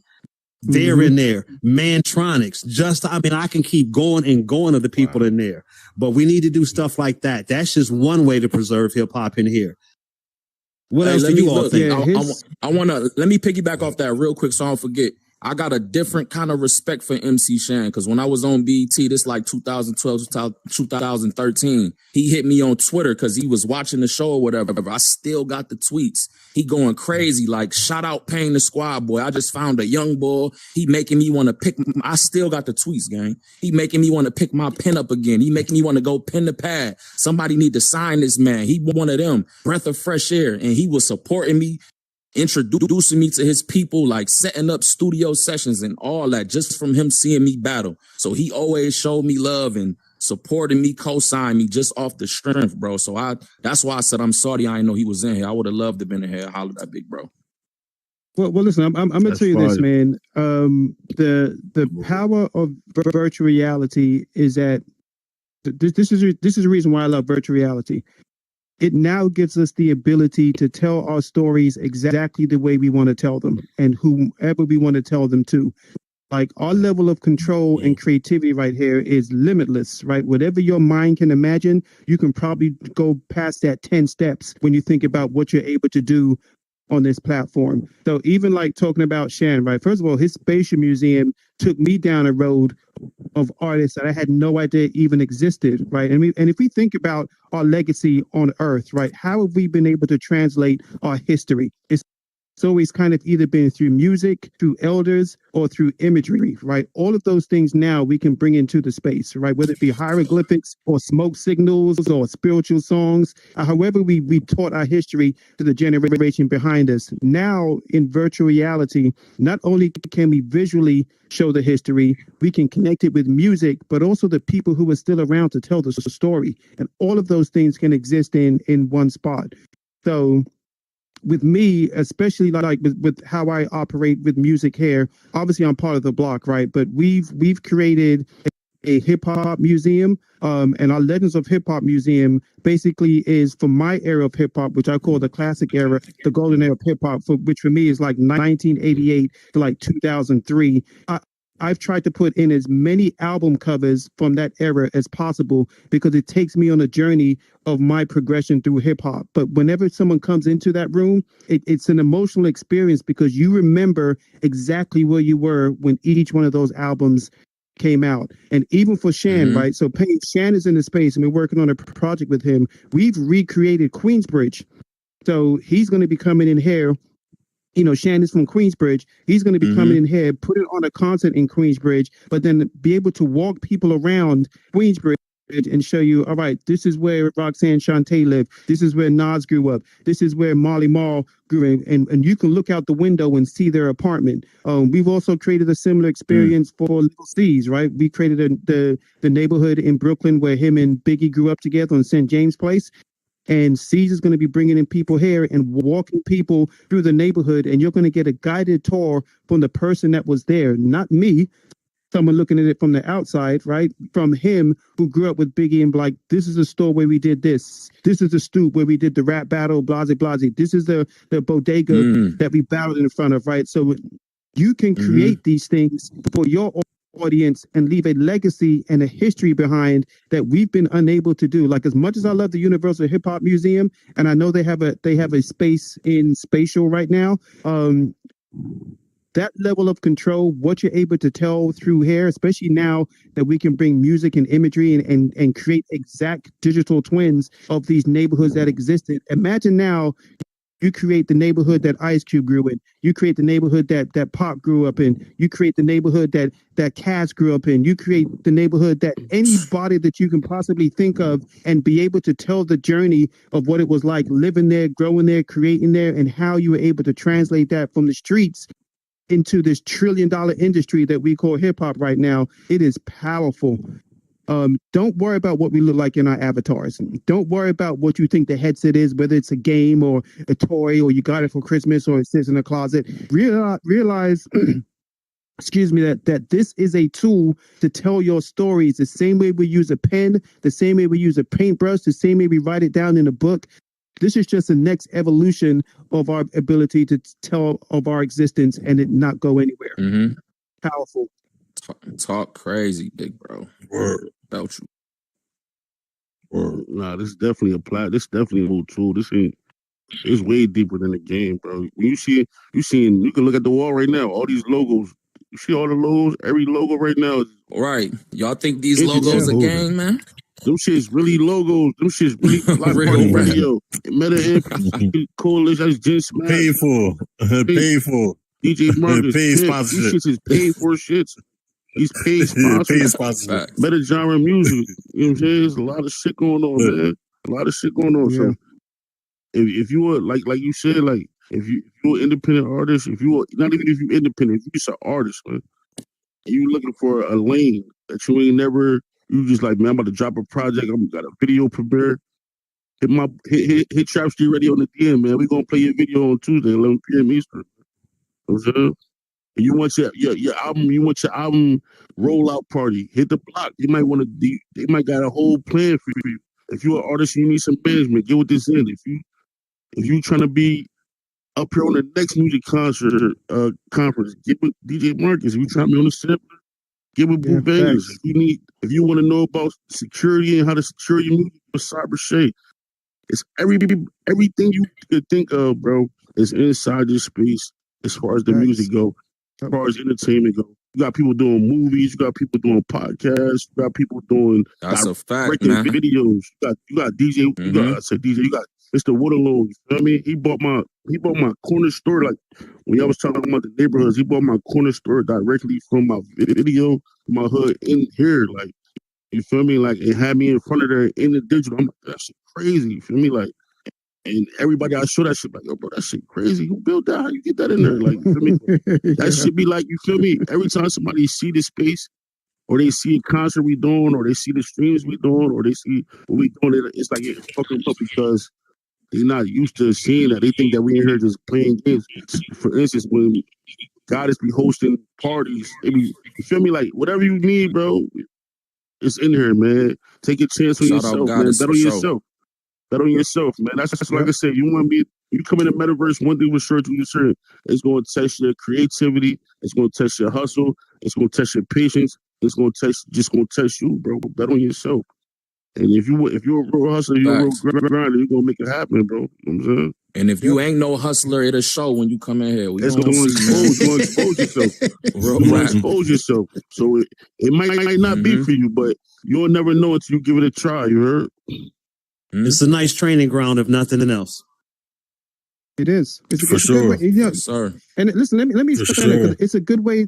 Like I tell you, man. So part of what I do here, right? So I love to help people become confident enough to hit the publish button, right? Because we, as creators, sometimes we get so in ourselves and scared to share our creativity based on what everybody thinks, right? But I tell you, man, if you want to talk about what manifestation looks like in the old days, it was, read this book, get motivated, stand in front of the mirror and tell yourself you're pretty 100 times until you believe it and walk outside the door.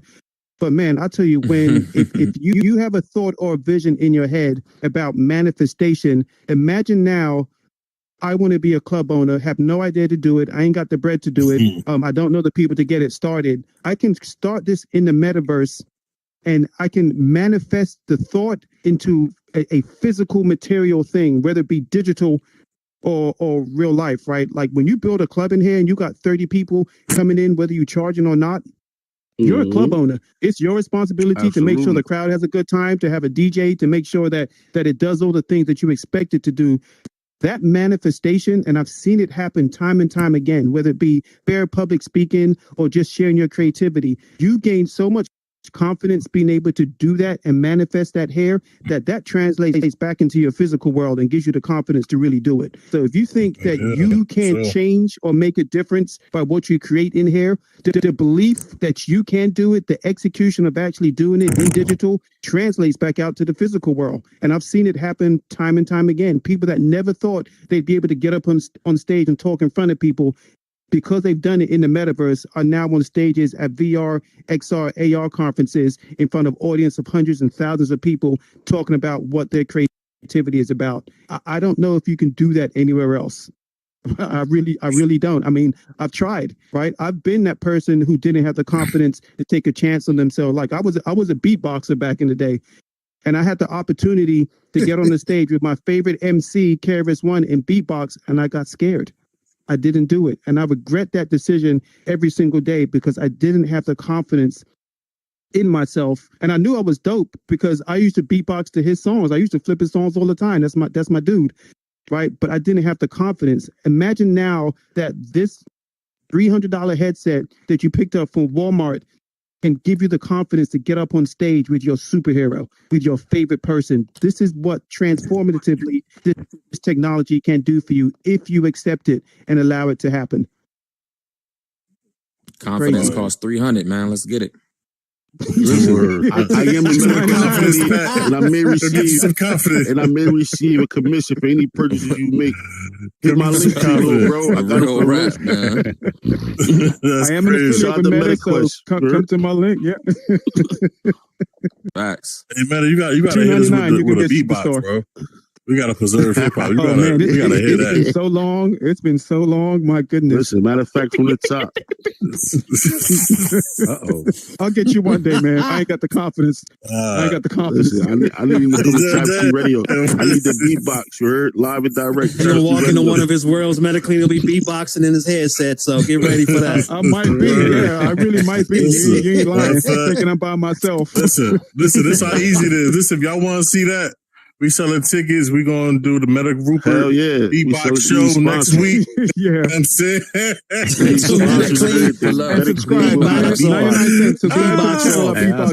Subscribe to the channel. Subscribe.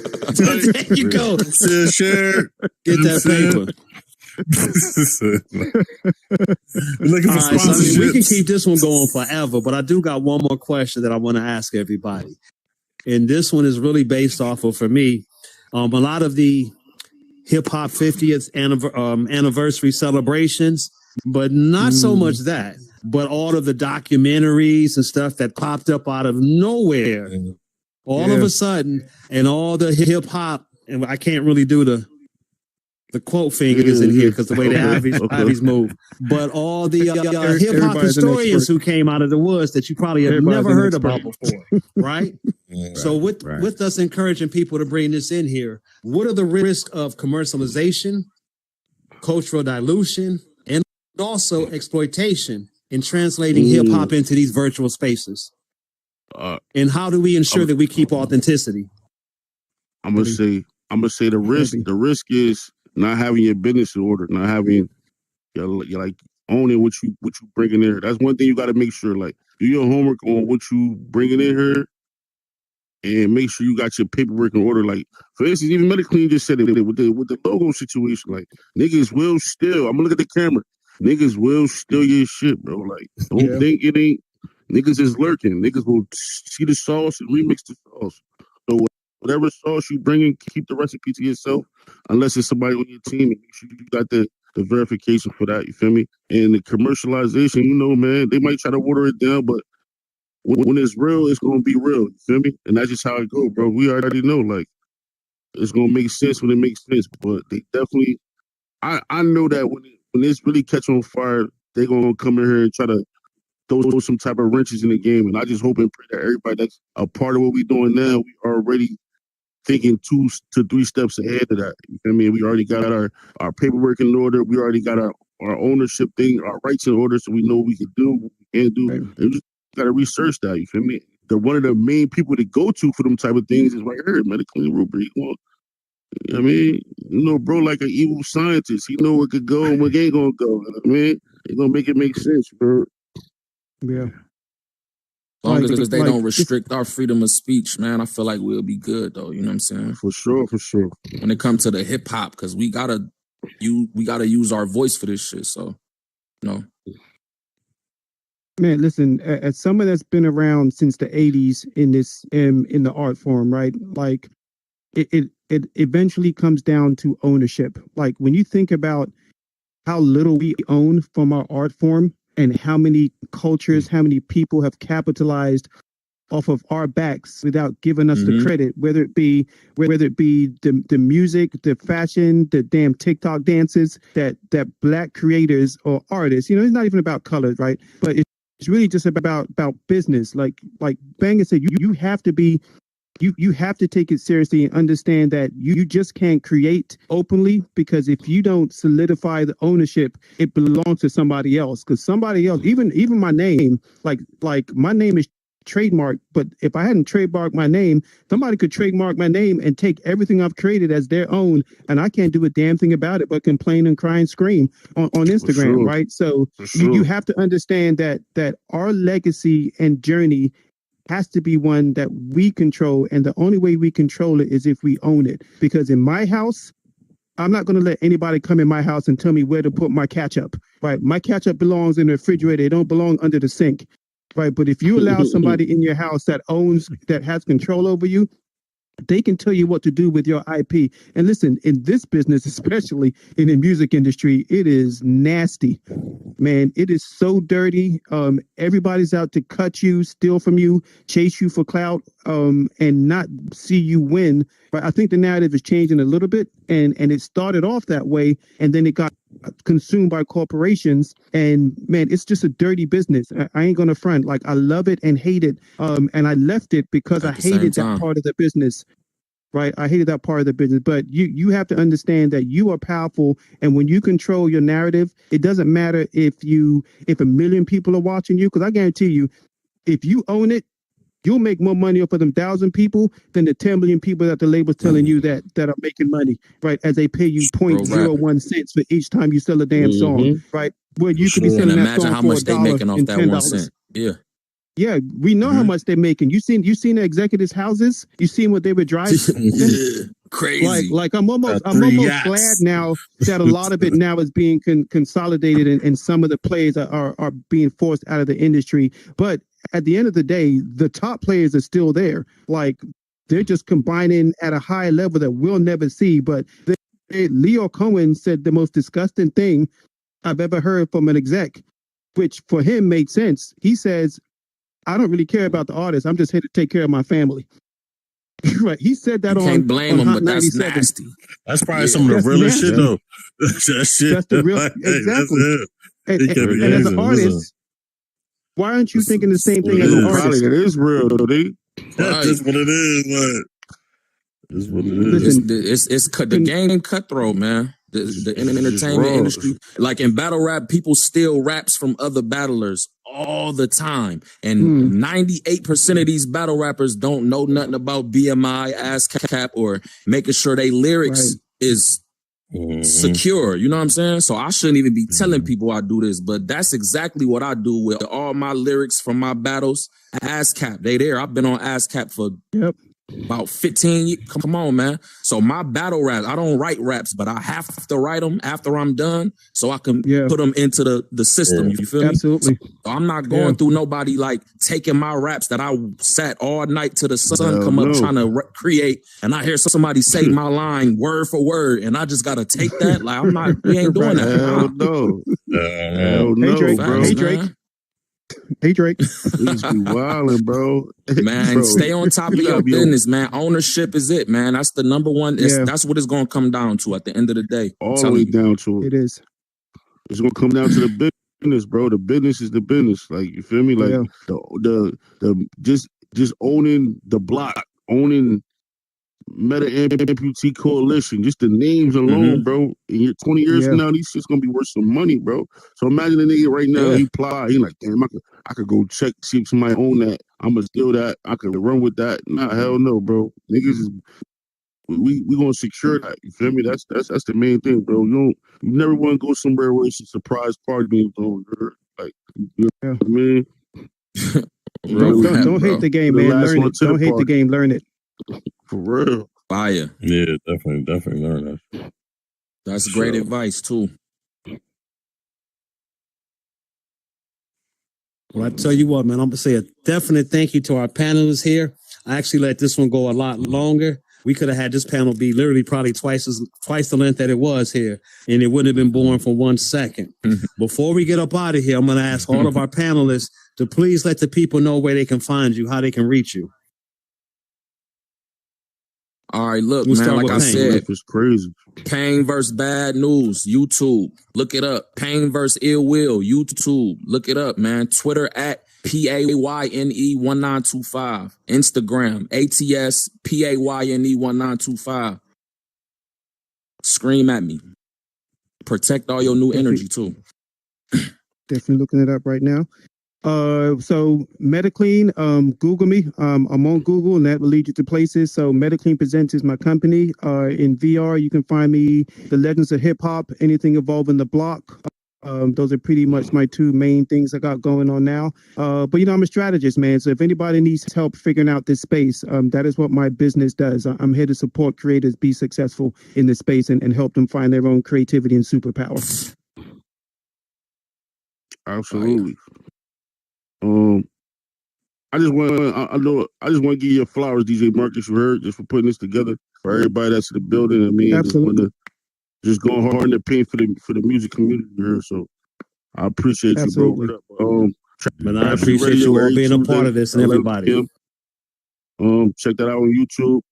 BG Bang on all platforms.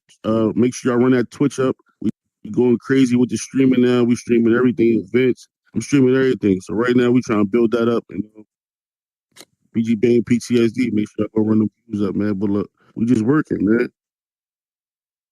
Let's get it. Cyber shit. And you got to say it that way. Okay. Yeah. You can find me at cybershay_VR, www.cybershay.com. Also, I'm part of the Block too. I'm part of the Block Collectives, and we have a website called theblockcollective.com. And my business, cybersocialites.com. So those are the ways that you can find me. And Cyber Shay, where can they find your beats? Oh, my beats is called Metro Elite Music, and it's on YouTube, Spotify, Apple Music. It's out on the web. You can find it under metroelitemusic.com. In the building. Yeah. Fire. How about you, Boo Bangers? Oh, I'm Boo Bangers. You find me at on Instagram at Boo Bangers. You can follow me at It's the Sampler on IG and subscribe to our YouTube. It's the Sampler. Shout all out the to links are Sampler, posted. man. You know what I'm saying? Shout out to the Sampler. All the links are posted on itsthesampler.com. Make sure y'all tap in with us, man. It's going down. We got some good things in store for y'all in the future. Jersey. Sure. Let's get a jersey. And definitely With last but and not with least, a jersey. my brother from the Bay on the end, the one, if you don't know, got them throwing meta panties here up on the stage. Ram Rock. he go crazy. How can they reach? Let's Well, go, Rock. Y'all go Not ahead the and meta. on all streaming platforms, you can look me up, do a search under Ramrock. And not only my songs, but I'll be on all kind of other people's songs, either singing or rapping. But on my social media is Ramrock Music, RAMROCKMUZIC.VR for the Instagram. And yeah, let's tap in. Let's go. And go Big shout out to Ramrock with the good morning, good morning, good morning. And you can check those out on IG. Get your day started off right. Get your day started off right. Well, again, I want to thank the panelists that's up here. I want to thank all the panelists that's been a part of this tonight. Really the whole week. We got one more day tomorrow. We got 2 panels tomorrow. Then we got to end it with an after party to really have some fun. During that after party, you hear me playing all kind of music, but I'm definitely playing music from artists here from the Metaverse as well. So Metaverse music artists, if I don't have your stuff, make sure you get it to me ASAP. You might hear me beatbox. You might hear me beatbox. We're going to do it in the block parties. We need to get on the block out, bro. So I'm hoping we can convince them. We may even get a cipher going. You never know. I got to say a big shout out to the Mr. Block Party Radio team. Big shout out to the Mr. Block Party Radio fam. Big shout out to Tink and the Zen Royals. Big shout out, as a matter of fact, to Sisters for Sisters on Mr. Block Party Radio. Let me see. Right now, in about 1 minute, you can listen to an episode of Sisters for Sisters, which includes Tinker Love, Goddess, Peeps, and Ferrari Monet, taking on some serious subjects here in the Metaverse and beyond. So I encourage you to check them out tonight, 11:30 p.m. Eastern. All you got to do is go to MrBlockPartyRadio.com. Click on that Listen Live link, and you're going to hear Sisters for Sisters. Again, panelists, I thank you. I definitely know what the people I got to say big up to my sis, Yo Afro. Hey, yo. Power, unfortunately, I think a storm happened her way, and Power went out her way, so she wasn't able to finish on the panel. But I'm going to make sure I give you her information here correct. If you want to hit up my sister Fro, go on IG to Yo Afro VR. That's YOAPHROVR. Give her that like. Tap in. That's my sis doing big things. Again, panelists, I want to thank you. I want to thank you, everybody in the audience. And that concludes tonight's day 3 of the Metaverse Music Conference. Thank you to everybody on Twitch, and thank you to everybody on YouTube. We in the building. Peace, everybody. you, Great love, inspiring, and Peace, everybody. Peace.com. Silence is quality, understanding. Yeah, what's up, man? We ain't been around, Yo, I'm gonna get you that music. Man, I don't even know, man. I'm little Looking bro forward today. to it. You know what I mean? I got you. I'm gonna get that Appreciate to you. that. Like a YN and shit. Meta Clean, thank you.